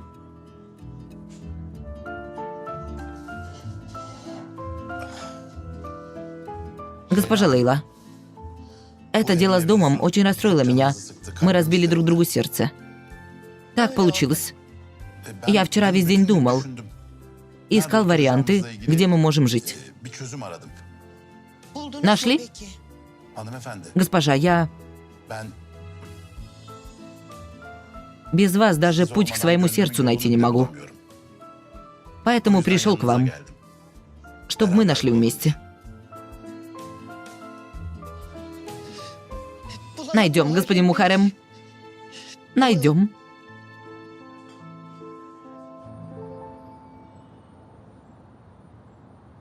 Да, друзья. У нас будет информация о нынешнем состоянии компании. У нас в руках есть дело с галереей. Мы должны переделать старый склад. Это крупное дело, с которым кардинально займется внутренний дизайн и производство. Это было хорошей новостью. Мы нуждаемся в проектах с крупным бюджетом. А плохая новость? Илдерим Гиритли выиграл дело с компенсацией в суде. И Артемим оплатит большую сумму компенсации, потому что проекты с отелями прервались на стадии переговоров. Про дело в суде услышат и наши клиенты, это заставит их задуматься, прежде чем идти к нам. Вместе с оплатой крупной компенсации финансовое состояние компании приходит к упадку. Мы пытаемся предотвратить это, и поэтому нам важно быстро закончить дело с галереей. Поэтому я прошу вас еще раз закончить это дело с рекордной быстротой. Мы и раньше сделали это. Снова сделаем. Я верю всей команде. Всем удачи. Легкой работы. Он говорил о делах Аляры, да? Да, он про это говорил. Что за лица? Придите в себя. Это Артемим. Что мы только не пережили. Ну-ка, улыбнитесь.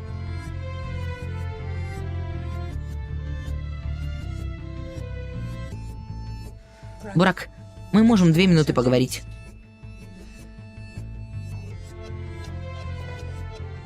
Сейчас разве время для любви, ради бога?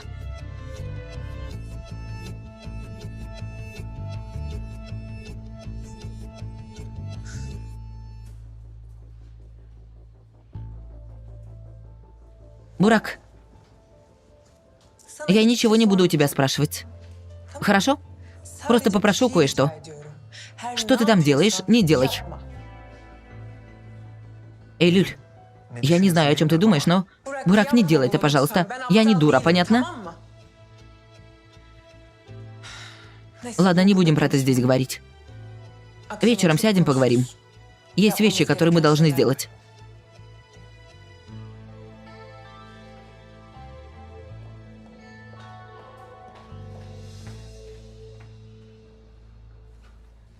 Мы портим, мужчина что не делает, исправляет. Я сойду с ума? Я думаю, не будем возиться с этой газетой.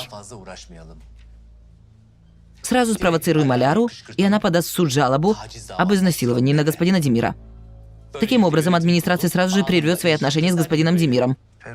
Фирух, позвони людям. Скажи, мы прекращаем.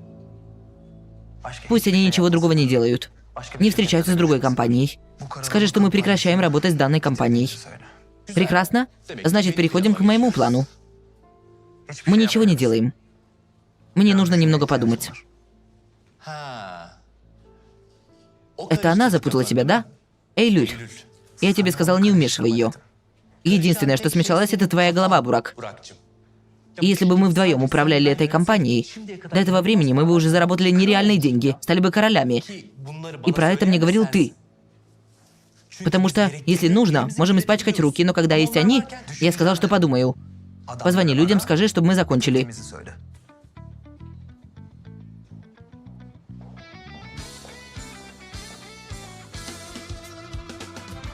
İşimde gücümde sağımda solumda ah her yerde sen.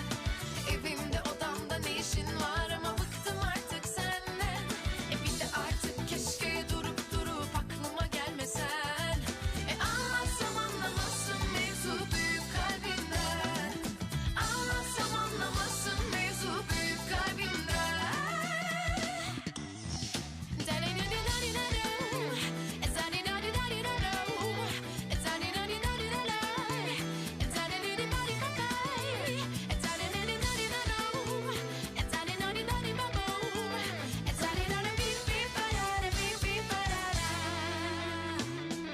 İşimde gücümde sağımda solumda ah her yerde sen. Evimde odamda ne işin var ama bıktım artık senden. Bir de artık keşke durup aklıma gelmesen. Anlatsam anlamazsın mevzu büyük kalbinden. Anlatsam anlamazsın mevzu büyük kalbinden. Barara bir barara bir barara. Из-за работы уже спина начала болеть. Я тоже очень устала. Почему дела этой компании никак не налаживаются, не понимаю. Мы почти каждый месяц начинаем новые дела. А Ляра сожгла корабли. И наш утопает. Мы ожидали этого. Алло, Арда, как дела? Ты смог уладить дела? Ужин? В этот вечер? Хорошо, отлично. Я приду. Хорошо, но я еще в офисе. Как буду готова, позвоню тебе, хорошо? Ладно, хорошо, хорошо. Увидимся.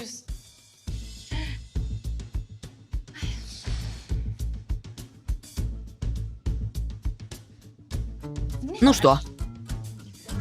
Господин Демир тащит тебя за руку домой, Селин. Как ты пойдешь на этот ужин? Мне кажется, будет трудно. Я не буду просить разрешения, чтобы поужинать с другом. Кстати, что было вчера ночью, когда вы поехали домой? Что могло быть? Он закрыл меня в доме. И замки поменял. Если он думает, что завоюет меня своей тиранией, то он ошибается. Что с вами? А в каком случае ты помиришься? Не помирюсь. Да, Селин, так и будет, конечно. Не надо было в полночь выходить из дома бывшей девушки. И будто бы закапывая свою вину, запирать Селин дома. Я покажу ему. Покажу ему. Покажу. Мы поработали над 2 подходами для внутреннего дизайна заведения. Добавили изменения в дизайн Селин. Вот это интересно. Это повышает эстетическое восприятие заведения. К тому же, из-за того, что для этого нужно будет больше работников, мы можем повысить бюджет. Но срок сдачи увеличится. Нам нужны горячие деньги. Тогда мы убедим другим путем. Нет, так нельзя. Мне понравились внесенные вами изменения. Поговорите с Илюль. Пусть посмотрит, сможет ли укоротить срок получения оплаты. Хорошо. Тогда я выхожу. Бурак, я могу выйти. С нашей стороны на сегодня столько хватит. Все могут выйти. Легкой работы. Давайте, у нас еще немного дел. Знаю, господин Демир, я здесь. Доброго вечера тогда. Доброго вечера. Я пересмотрела рисунки по их размеру. Если вам нужно будет посмотреть, я оставлю здесь. Спасибо. Домой? Не знаю. Госпожа Селин.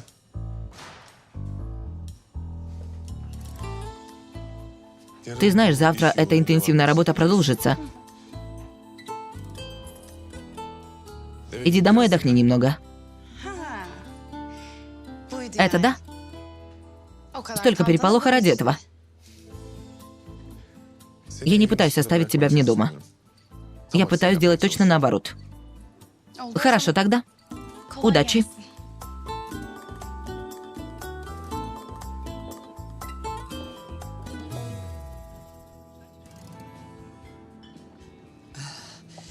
Фирузе, мы с господином Мухаремом поговорили, договорились и нашли отличный компромисс. Я очень рада. Что вы делаете, госпожа? Я покажу наш дом девочкам, и они по вкусу госпожи Лейлы обустроят его. А значит, вы там будете жить? Нет, 5 дней в неделю там будем жить, и 2 дня в особняке. Если, конечно, и тебе это подходит. Подходит, конечно, подходит. Приходите, конечно, приходите. Это и ваш дом. А с медовым месяцем что решили? Его тоже обговорили? Я думаю на юг. Я никогда не видела юг. Всегда было интересно. Как это возможно, госпожа Лейла? Там очень красиво. Вы обязательно должны увидеть. И в это время там еще тепло. Да, то есть по сравнению с севером, там тепло. Но меня не интересует тепло. Я просто хочу увидеть виноградники и лавандовые сады. Мне этого хватит. Лавандовые сады? Вы о каком месте говорили? Я бы сказал, что это Калкан. Но и там нет этого. Нет. Прованс. Южная Франция.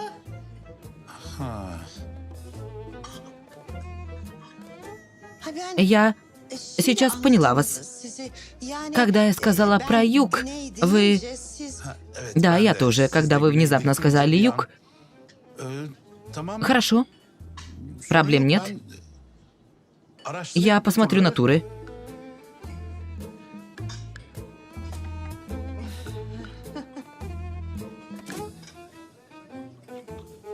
Алло? Селин, ты что сделала? Вышла уже. Он из дома заберет тебя. Там встретитесь. Хорошо, прекрасно. Нет, мы все еще в офисе с господином Демиром. Работаем. Нет, ты не переживай. Давай, хорошо вам провести время. Господин Демир, я хотела вам это показать. Как получилось? Красиво? Красиво. Айда. Селин мне сказала, что на ужин поедет. Я имя забыл. Арда, друг с лицея. Я не удержалась, рассказала вам. Я очень обрадовалась, господин Демир, потому что Селин иногда упрямится. Но что в этом такого, чтобы не рассказывать? В конце концов, ужин с другом из лицея, не так ли? Да? Удачи.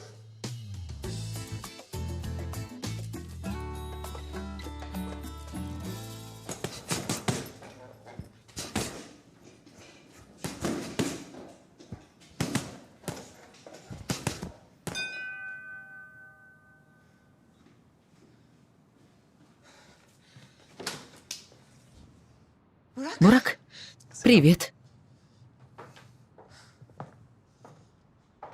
Мы все время заказываем. Поэтому я кое-что купил. Посмотрим, сможем ли вытащить что-нибудь съедобное. Попробуем.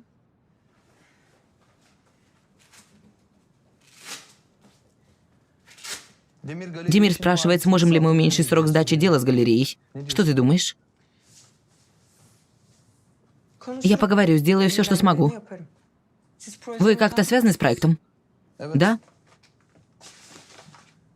Ты удивишься, но мы прогрессируем. Что случилось? Если каждый будет делать свое дело, то и проблем не останется. Это дело. Я ничего не делаю. Я хотел сделать, но не делаю. Уладим сначала эти дела, потом посмотрим на положение. Положение?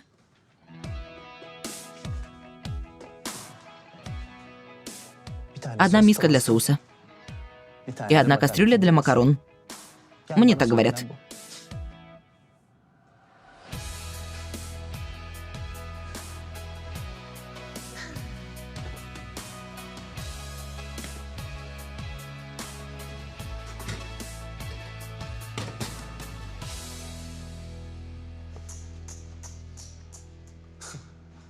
Значит, ты с этим типом идешь на ужин, да, госпожа Селин? Ну иди. Она же увидела меня в доме Илюль и так собирается наказать меня. Я пошел туда о работе поговорить, о работе. А ты для чего поехала, интересно? Для чего поехала, интересно? Посмотрим, для чего едешь.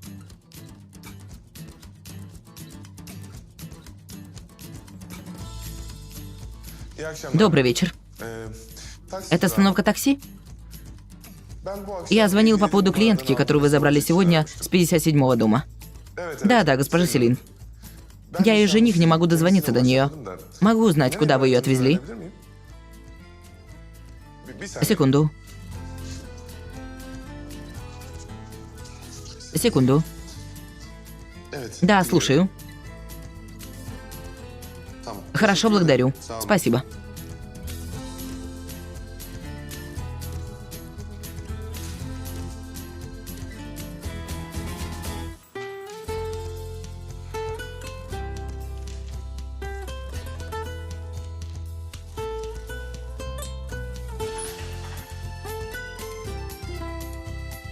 Айда?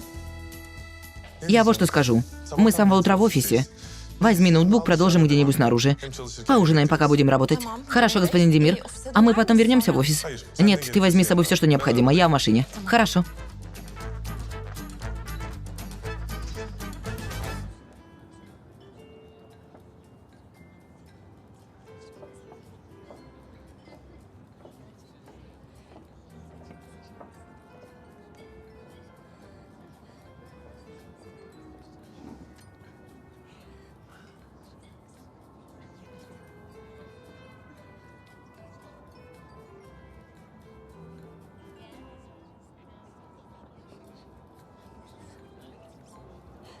Спасибо.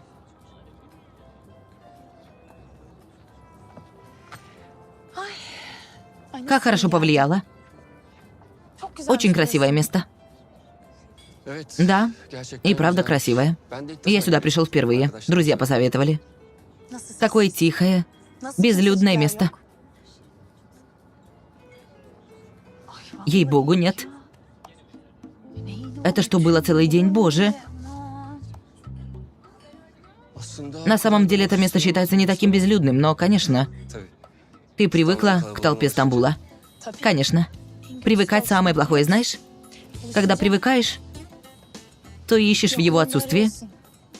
Вот так. Воля ломается при виде него, ведешь борьбу. Да. Стамбул влюбляет людей в себя, говорят. Влюбляет, ей-богу. Меня влюбил. Меня в себя влюбил, а потом... Бессовестный. Бессовестный. То есть Стамбул — бессовестный город. В нем жить очень тяжело. Я много раз пробовала уехать отсюда на самом деле, но не можешь, не особо получалось. И он от тебя не может уйти, да? Но что получилось, что? Я разве из тех, кто за раз-два все скажет? Нет, нет. Мы все еще говорим о Стамбуле, да? Да. Конечно, все еще говорим о Стамбуле. Посмотрим меню. Посмотрим, посмотрим. Добро пожаловать, господа. Спасибо. Вас двое? Да, двое. Пригласим вас внутрь, пожалуйста. Нет, там нельзя. Мы пройдем туда.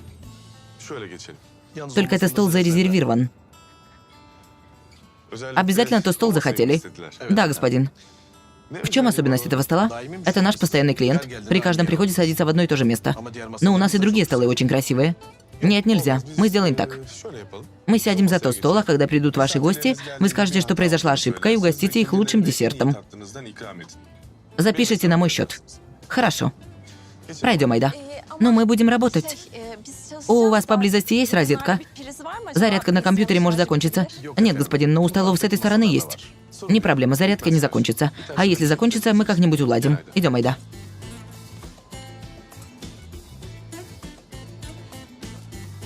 Спасибо.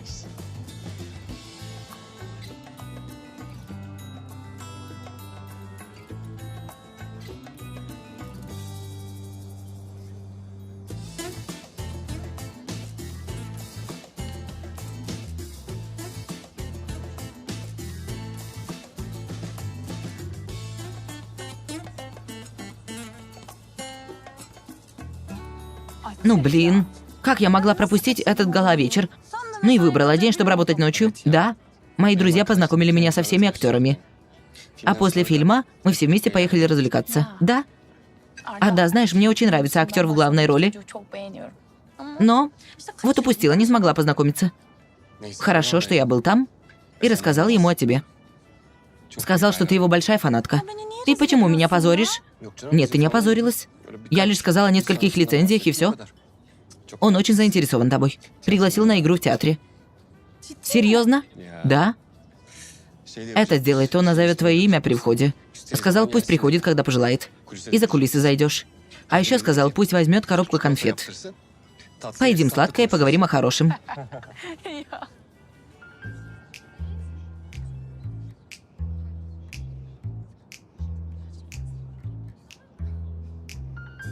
Из-за того, что вы хотели сохранить иллюстрационные линии внутри, я продолжила тот же концепт и снаружи. А когда переносим их изнутри наружу, добавляем действие стенам. Господин Демир, какую часть внутренней части мы можем использовать? Минутку, сейчас посмотрю.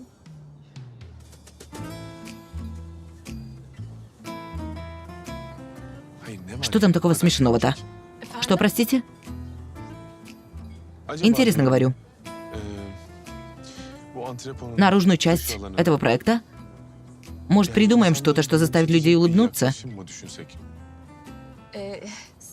Для наружной части галереи искусства? Нет, нельзя, конечно. Глупо. Разве можно улыбаться на пустом месте? Нельзя. Без причины. То есть должна быть причина. Что за причина?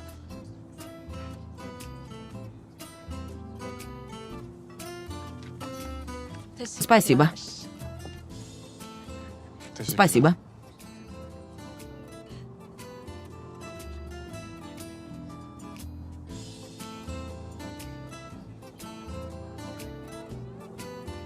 Айда, я сейчас вернусь. Конечно.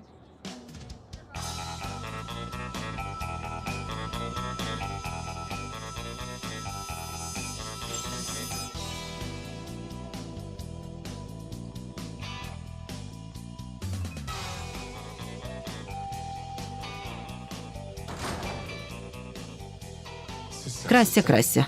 Мало же накрасилась, вот и неспокойно. Еще немного накрасься. Как будто бы и так некрасивая. Хорошенько сведи людей с ума.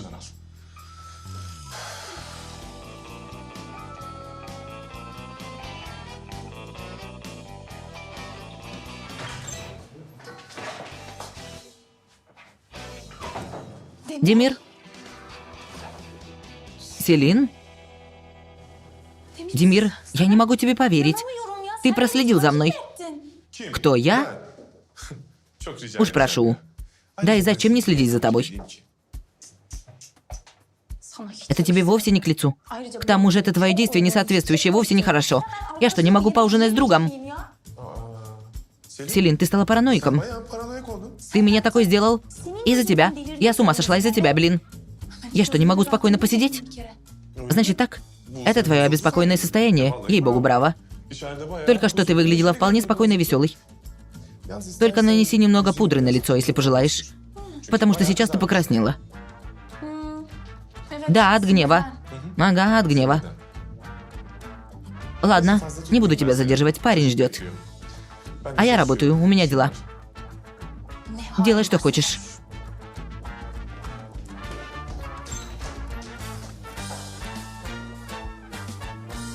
Увидишь же сейчас.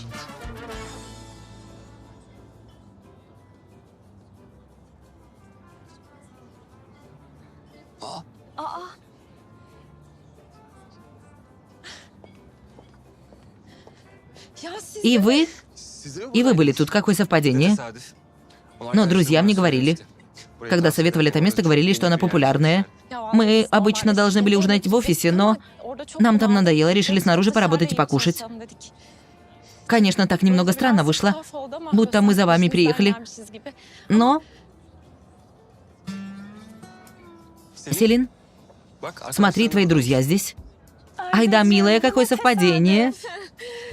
Селин, ей-богу, я не знала. Здравствуй, Демир. Здравствуй. Раз так, поедим вместе, прошу. Нет уж, они работают.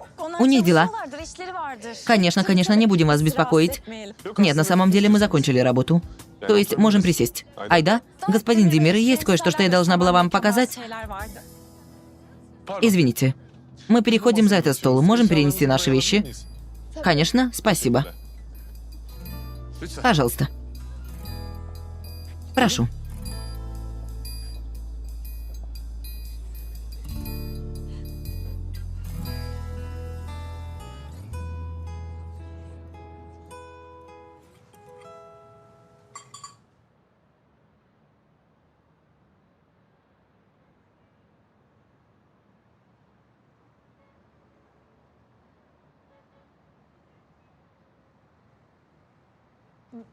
То есть,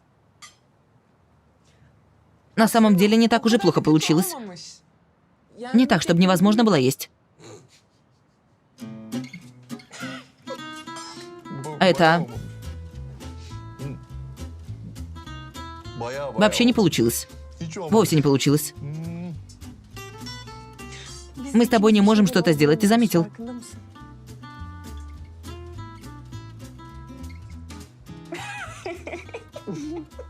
Продолжаем пробовать. Что-то непременно сможем.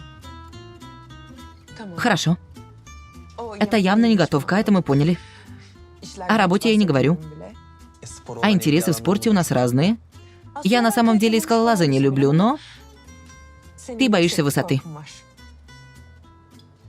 Я хороший плотник, но у меня астма.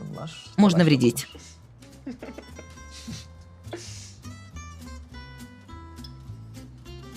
Мы ничего не найдем, да?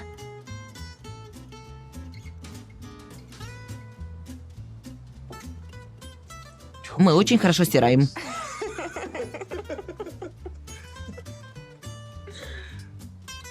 Итак, такими темпами мы закончим свою карьеру стиркой, Бурак. Для меня нет проблем, если мы будем вместе.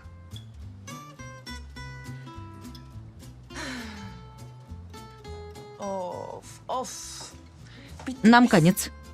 Прошу тебя. Не говори такие слова, это слова Феруха. Нам конец, нам конец. Тогда я поем немного салата.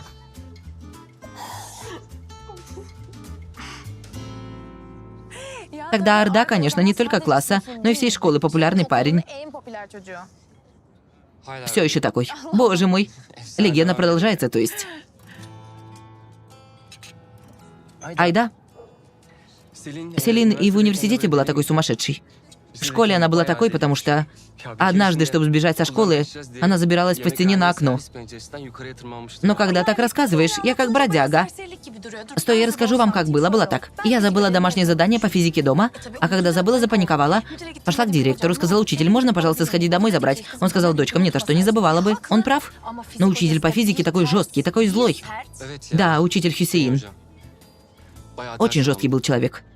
Но ты забралась на окно, а страха к отцу. Да ведь? Дядя Семих? Ну уж нет. Дядя Семих очень милый человек. То есть, не разозлился бы, по-моему. Скорее всего, не разозлился бы, но сделал бы вид, что разозлился, чтобы больше не забывала. Да. Так бы и сделал, скорее всего. Ну уж нет. Твой папа был суровым, девочка. В тот вечер, когда мы к вам пришли, даже мои родители сидели наготове, ты не помнишь? Нет. Вы дружили с семьями, да? Я много ходил к ним домой. Тогда семьи впервые должны были познакомиться. Вы должны были видеть Селин. Она была очень нервная, столько всего перечислила. Прямо список правил. Ни в коем случае так не одевайся. Ради бога, не укладывай волосы так. Пусть твой папа не говорит на такие-то темы. Твоя мама пусть не говорит об этом. Перечислила много подобных пунктов, что папу не разозлить, иначе прогорим. Насколько я понял, тот вечер был важным для вас. Ей-богу, просить руки девушки — дело тяжелое. Будет к месту, если скажу, что мы вспотели как в аду. Селин, это моя нога. Извини, я случайно. Я закинула ногу на ногу. И девушку в итоге не получили.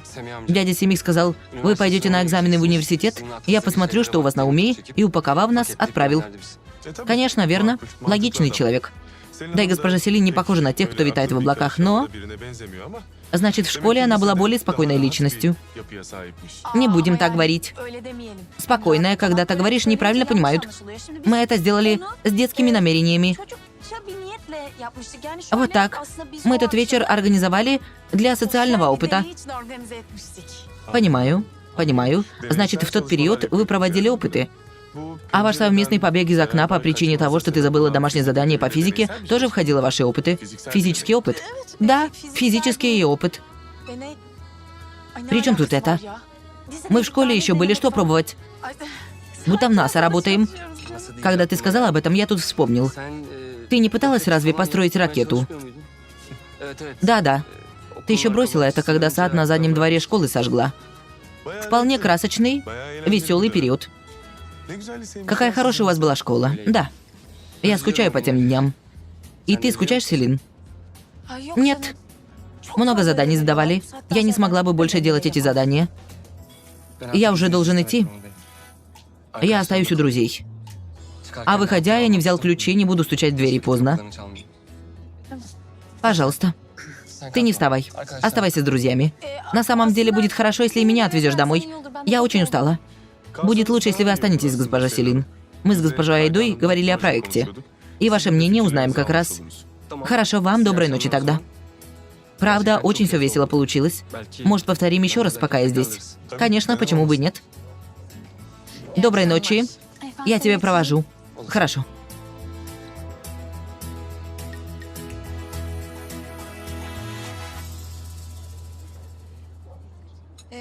Господин Демир, я пойду уже.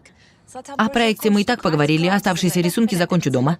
Конечно, Айда. Спасибо большое. И извини, я удержал тебя до такого часа. Ну что вы, я благодарю за ужин. Увидимся завтра. Доброй ночи.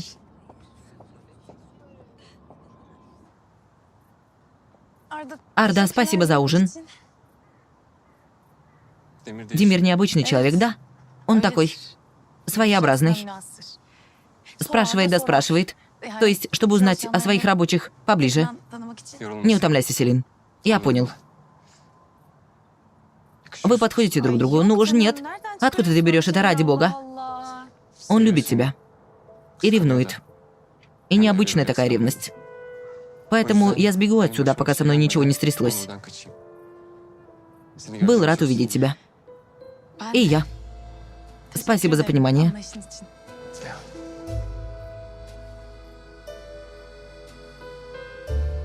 Увидимся.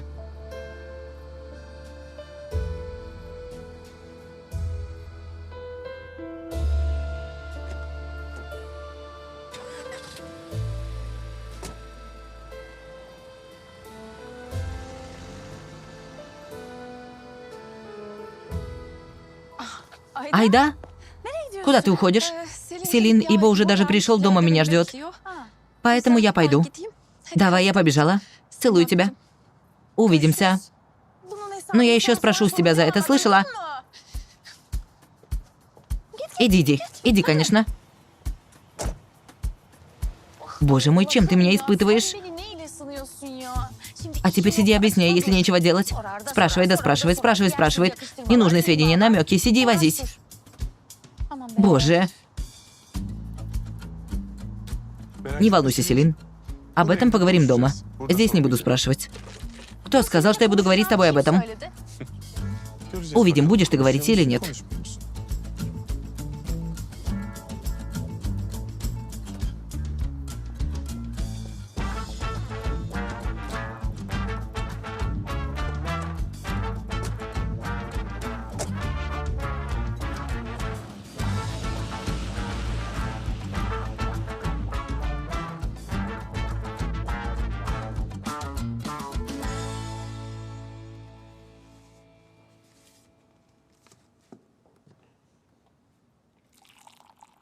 Добавить молока в кофе?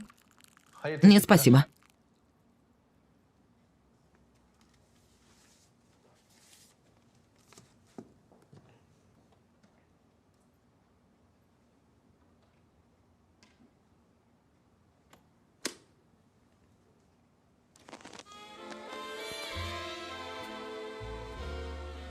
Я очень люблю эту песню.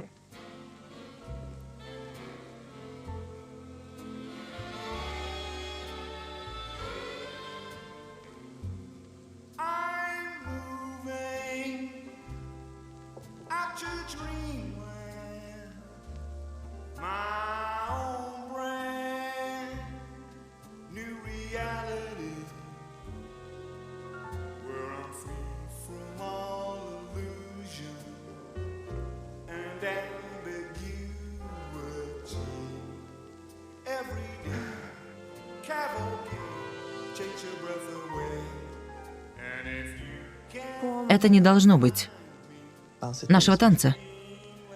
Наше сближение рушит весь баланс. Никакого баланса ведь нет. И не было никогда. Но должен быть.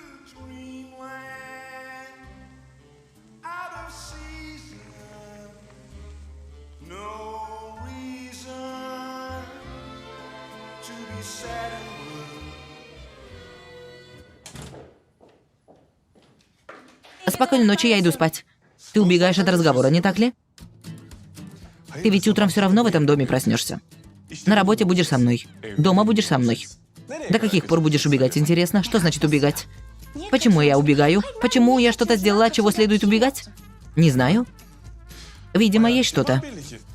Ты своего бывшего парня представляй мне как друга с лицея. Знакомишь так, будто он член твоей семьи. Выходи с господином тайно на ужин. А когда я поймаю, беги в свою комнату, это твой выход. При чем тут это? Это теперь получается тайна. К тому же я обязана говорить тебе, куда иду? Да, обязана. И кто же это сказал? Я сказал. Тебе понравилось то, что ты сказал? Нет, мне не нравится. Но ты свела меня с ума.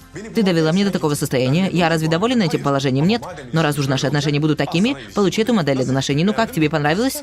Дорогой мой, все еще говорит отношения. Смотри, Демир, я все подробно расскажу тебе. Во-первых, нет никаких отношений. Ты сосед по дому, с которым я вынуждена жить здесь. Ты всех соседей по дому целуешь. Так же, как и меня? Не смешивай это. Во-вторых, дело с Эйлюль ни за что ни с чем не сравнивай. Она твоя бывшая девушка, даже твоя бывшая невеста. Но Арда всего лишь мой...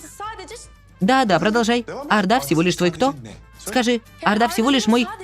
лицейский флирт. Нечто детское, невинное. Поэтому пришли просить твоей руки у твоего отца. Ну, конечно же, верно. Что за прошение руки? Ничего подобного нет. Слушай, мои родители знали семью Арды. И когда они узнали, что мы встречаемся, захотели поговорить об этом. Чтоб не выглядело, будто они знают и молчат. Клянусь, эта ситуация совсем не так была рассказана в доме госпожи Лейлы. Ты же говорила, когда пришли просить твоей руки, закончился кофе. Рассказывала все, связывая между собой. Сейчас что? Демир, это произошло не когда пришел Арда, это во-первых. Куда это? Куда ты? Постой. История только начинается, госпожа Селин. Прошу, выскажитесь. Кто знает, сколько человек склоняло колено перед вашими дверями. Но в тот день в больнице ты сказал, что тебя не волнует, что ты услышал. Как же человек вдруг берет во внимание? Правда? Когда пихаешь в глаза, оказывается, берет во внимание, да? Смотри, сейчас мы пришли к той же точке. Какие-то эмоции, какое-то чувство. Сейчас эти ручки скинуть на пол, закричать со словами «Что ты хочешь от меня?»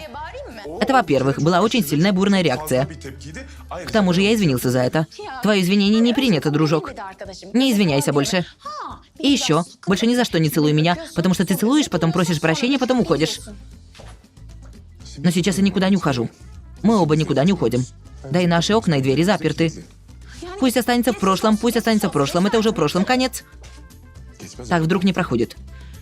Я собиралась поужинать с Ардой и вернуться. Как же ты преувеличиваешь? К тому же дело с Ардой и дело с Эйлюль. Ни за что не путай. Сейчас я поднимаюсь наверх, посплю немного. Хорошо, иди спи. Словно ты сможешь спать. Конечно, буду спать. Смотри, увидишь, как сладко я буду спать. Хорошо. Иди увидь кошмары, пусть разум придет в себя.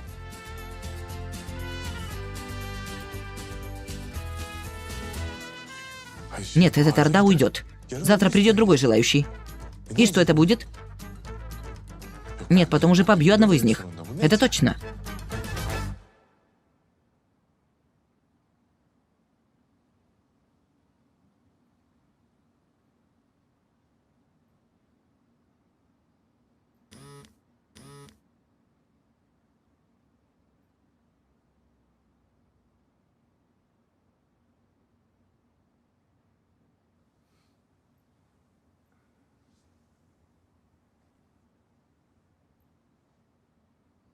Госпожа Сен знает, что это ты отправил ее в тюрьму. Сейчас же выходи в путь и приезжай по указанному адресу.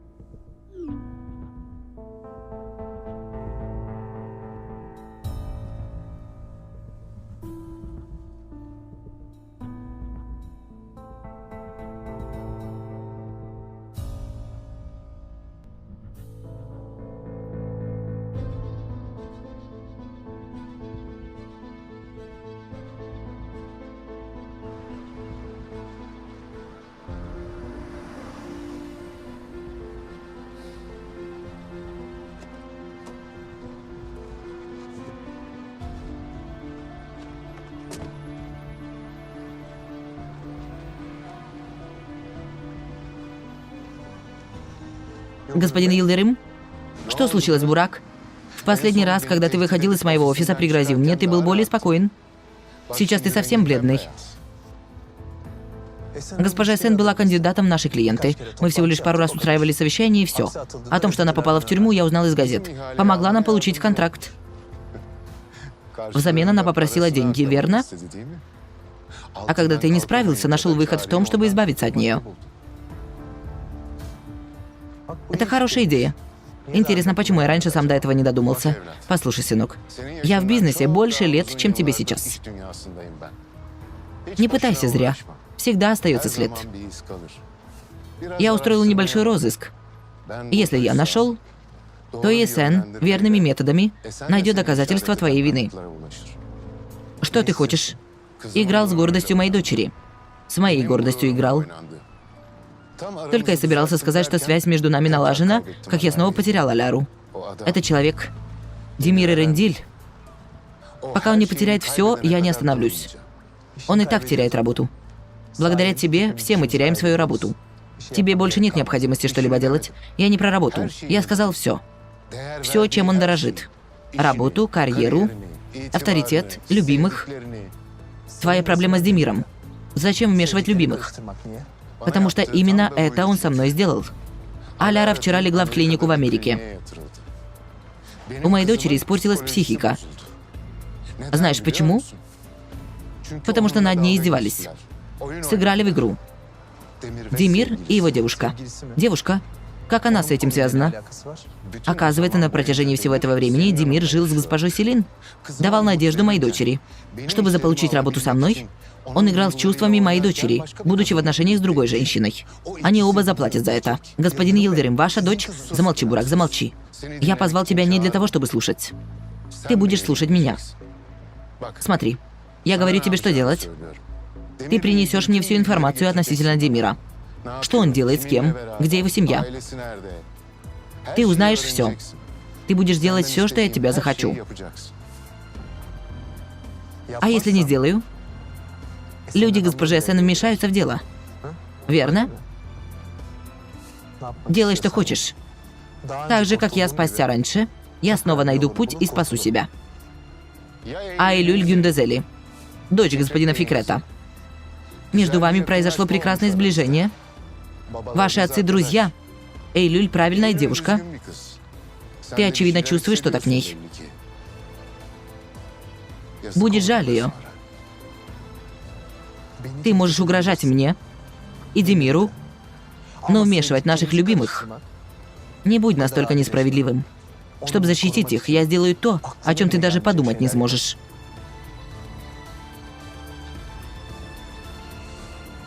Посмотрим, сможешь ли ты завтра так свысока говорить.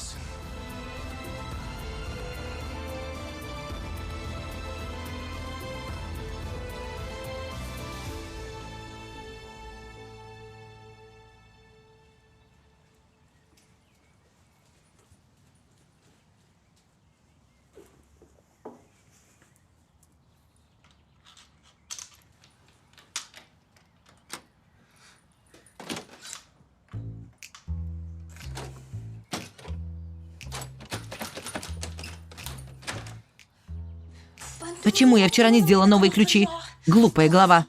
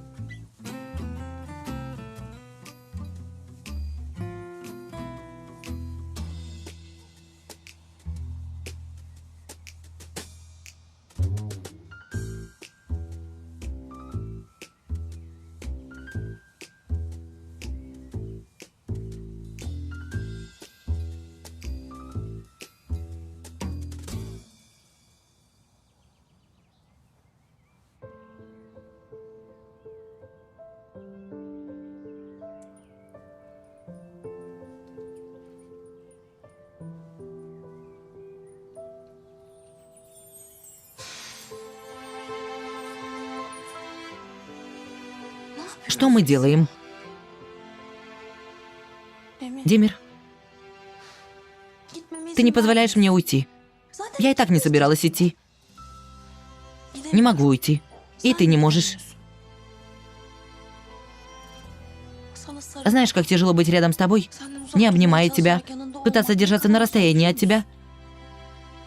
Я воюю с собой, а ты лежишь и спишь тут. Я пытаюсь уйти. Почему? Ну, это... Причины я особо не разобрала, но... Я была зла. Да. Я была права, что злилась. И была права. сейчас? Почему сейчас не волнует это?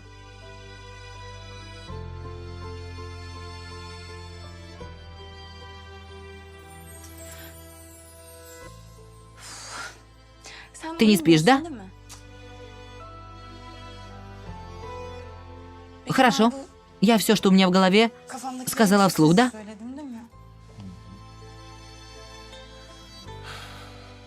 Ты с утра пораньше снова очень красивая.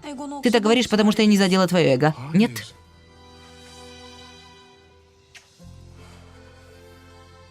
Потому что ты, Селин. Ты ведь нашла сейчас эти ключи? Пользуйся ими, чтобы возвращаться к нам домой всегда. Чтобы возвращаться ко мне. И так не могу уйти. И не уходи.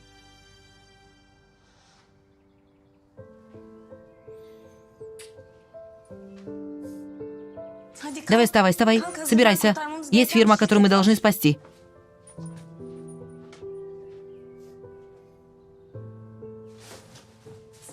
Селин, минутку. Сейчас все это по-настоящему, да? Ты не убежишь после того, как я зайду в ванную? Нет, не сделаю ничего такого. Но минутку. Когда я вечером приду домой, ты не скажешь, что тебе нужно к Видату, что у тебя срочное дело. Ты ведь не будешь выходить из дома чужой женщины, да? Конечно же нет. Отлично. Если ты еще раз подобное сделаешь, то я не уйду с этого дома, а разрушу этот дом на твою голову. Иди сюда. Тебе нужно готовиться. Давай, мы опоздаем.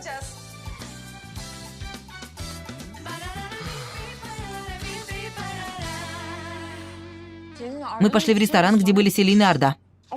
Я думаю, какое совпадение. Потом пошли, сели за их стол. Я говорила, что господин Демир не оставит. Еще в свое время они просили руки Селин. Господин Демир как приревновал, когда услышал это. Как он все расспросил. Да ладно. Боже мой, что я слушаю? Почему? Ибо ты не обижайся, ты постоянно находишь себя в середине какого-либо дела. Но у нас вечно проблемы. Клянусь, именно так. Иногда знаешь, о чем я думаю? Может, мне взять и похитить эту девушку очень далеко. Я не отдам подругу. Ты тоже пошли. Тогда и Селин возьмем, без нее нельзя. Хорошо. Демир тоже пусть следует за нами. Он не сможет без Видата. У него есть еще Видат. Он тоже поедет. Нет, я передумал. Что случилось? Не похитишь меня? Смотри, ты, она со вчерашнего дня готова. Я посмотрю.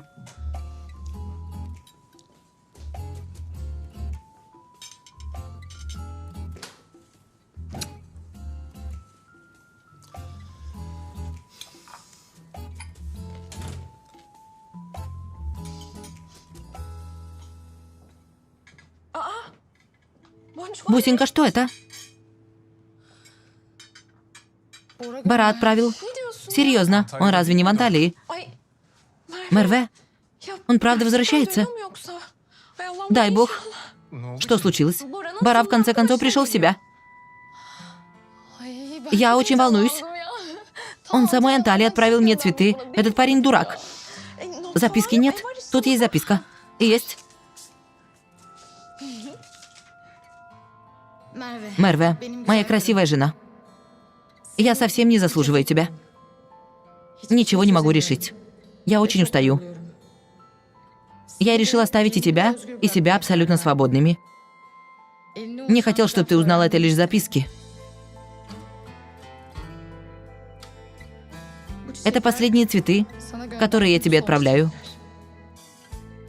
В течение пары дней к тебе придут бумаги о разводе.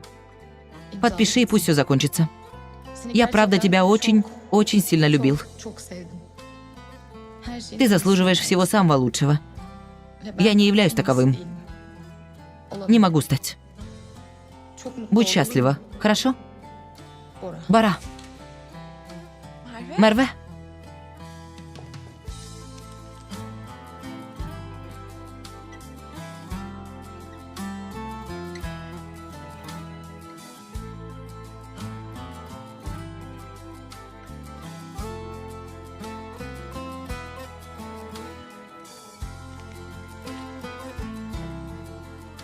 Бусинка.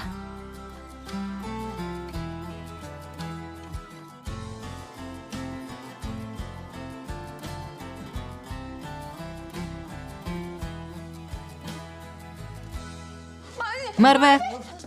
Мерве, ты в порядке? Ибо посадим ее. Пойдем, Мерве. Хорошо, я в порядке. В порядке.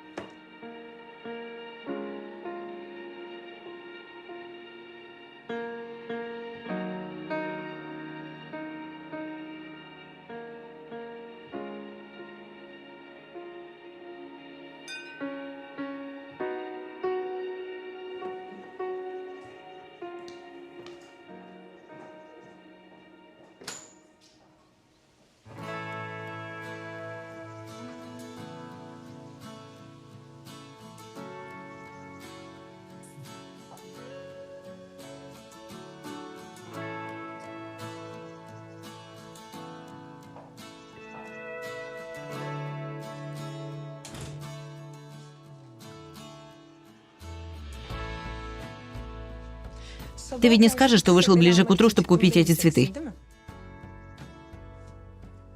Ближе к утру это оказалось хорошей идеей. А что случилось потом? Я купил цветы намного быстрее, чем ожидалось. Пекарни открываются тоже очень рано. Я настолько рано приехал, что не хотел нажимать на звонок и будить тебя. Столько времени ты ждал в саду? После вчерашней ночи я не хотел, чтобы ты просыпалась одна. Хорошо. Неважно.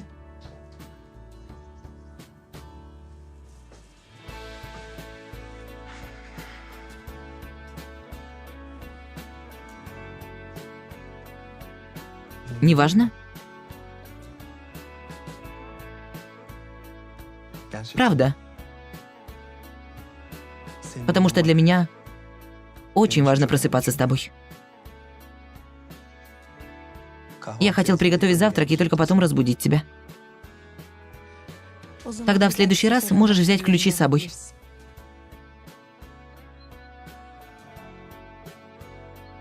В следующий раз я даже под дулом пистолета не встану с этой кровати.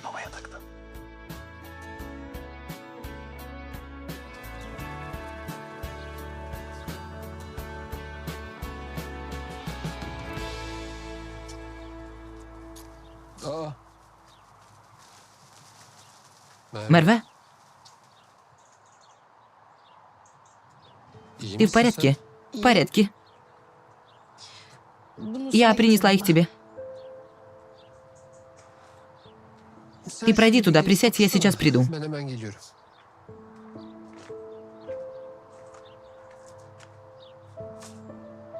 Ибо, сынок, что с этой девушкой случилось? Что-то случилось, видно. Брат отправил цветы. Бумаги должны прийти по поводу развода. Он решил таким образом сообщить об этом. Она захотела приехать к тебе, я и привез. Айда поехала в офис, у нее очень много дел. Конечно. Плохие новости только в такое время приходят. Я не знал, что сказать всю дорогу. И тебе позвонить при ней не смог. Ты поговори. Я подожду тут, потом отвезу в офис. Не глупи, зачем? Ты займись своими делами. Я отвезу ее в офис. Она помирилась с семьей, ты в курсе? Насколько я знаю, нет, брат. Понял. Тогда она доверена тебе, брат. Если что-то понадобится, позвонишь. Спасибо.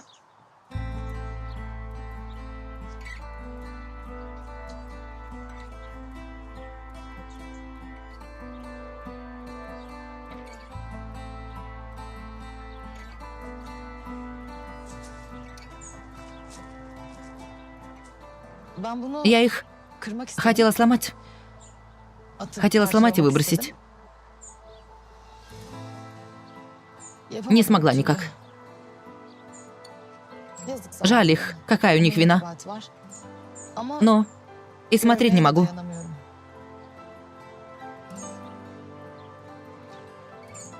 Если ты поставишь к другим, они не будут чувствовать себя одиноко, как я.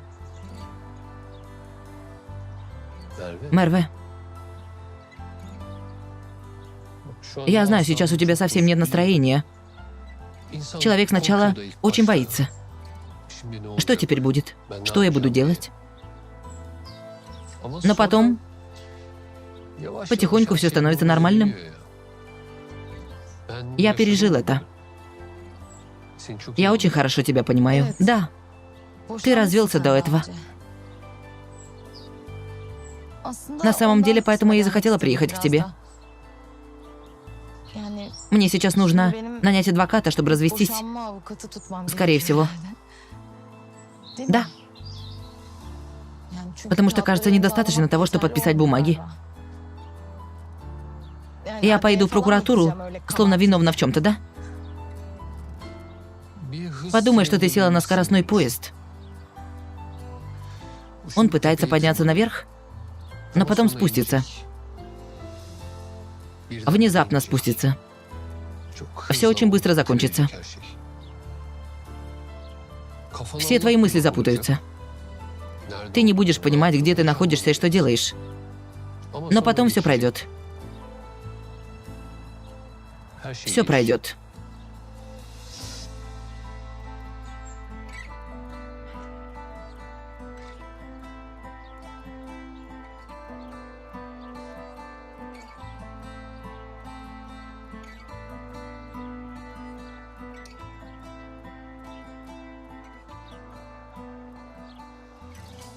В конце концов, было понятно, что это дело так закончится.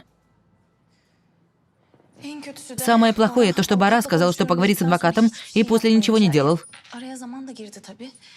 Прошло время, поэтому Мерве начала надеяться. И Бу сейчас отвез Мерве в теплицу. Она отдаст цветы, которые отправил Бара. Немного опоздает, господин Демир. Я и Бураку сообщу. Пока ничего не говори. Потом поговоришь с Бураком. Пусть никто, кроме нас, не знает. Все будут смотреть девушке в глаза жалостью. Это не пойдет ей на пользу. Хорошо. Легкой работы.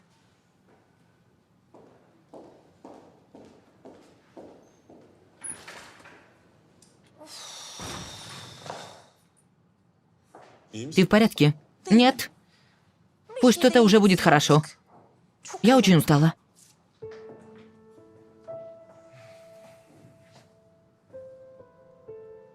Все наладится.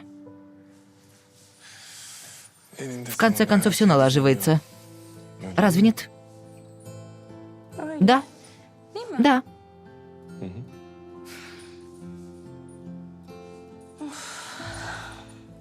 Я очень скучала по объятиям. Вот так и будешь скучать. Демир. Простите. Проходи, змея. Господин Демир, я беспокою вас, но все в кабинете совещания ждут вас. Хорошо, мы идем.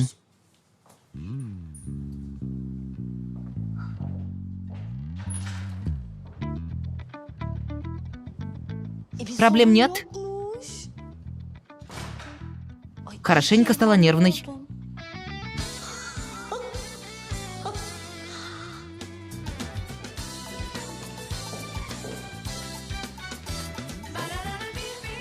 Всем доброе утро. По поводу галереи. Мы вчера очень хорошо поработали. Сегодня соберем все представления и завтра поделимся с клиентом. Я вчера поговорил, все идет хорошо.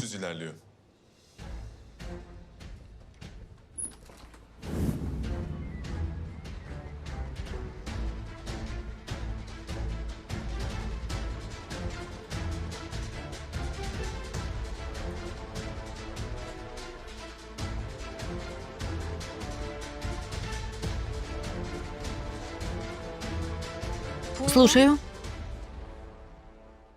Если сегодня мы уладим со всеми эскизами, планами, работами, то завтра мы получим согласие и начнем стройку. Я прошу вас немного терпения. Я знаю, что вы устаете, но мы вынуждены работать в том же самом темпе. Есть вопросы? Господин Демир, что случилось со змеей? Полиция приехала с участка.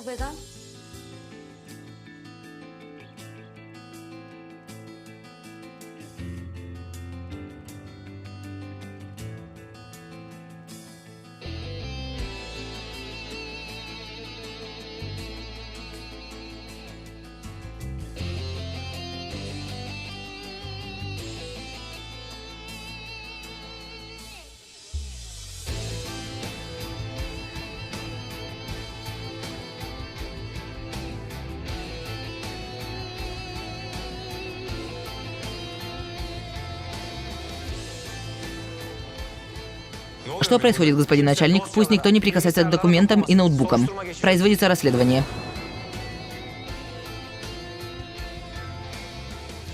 Демир? Я могу спросить причину? Демир Эрендиль, Бурак Янгяль, Фирух Озердым. Вы едете с нами в участок.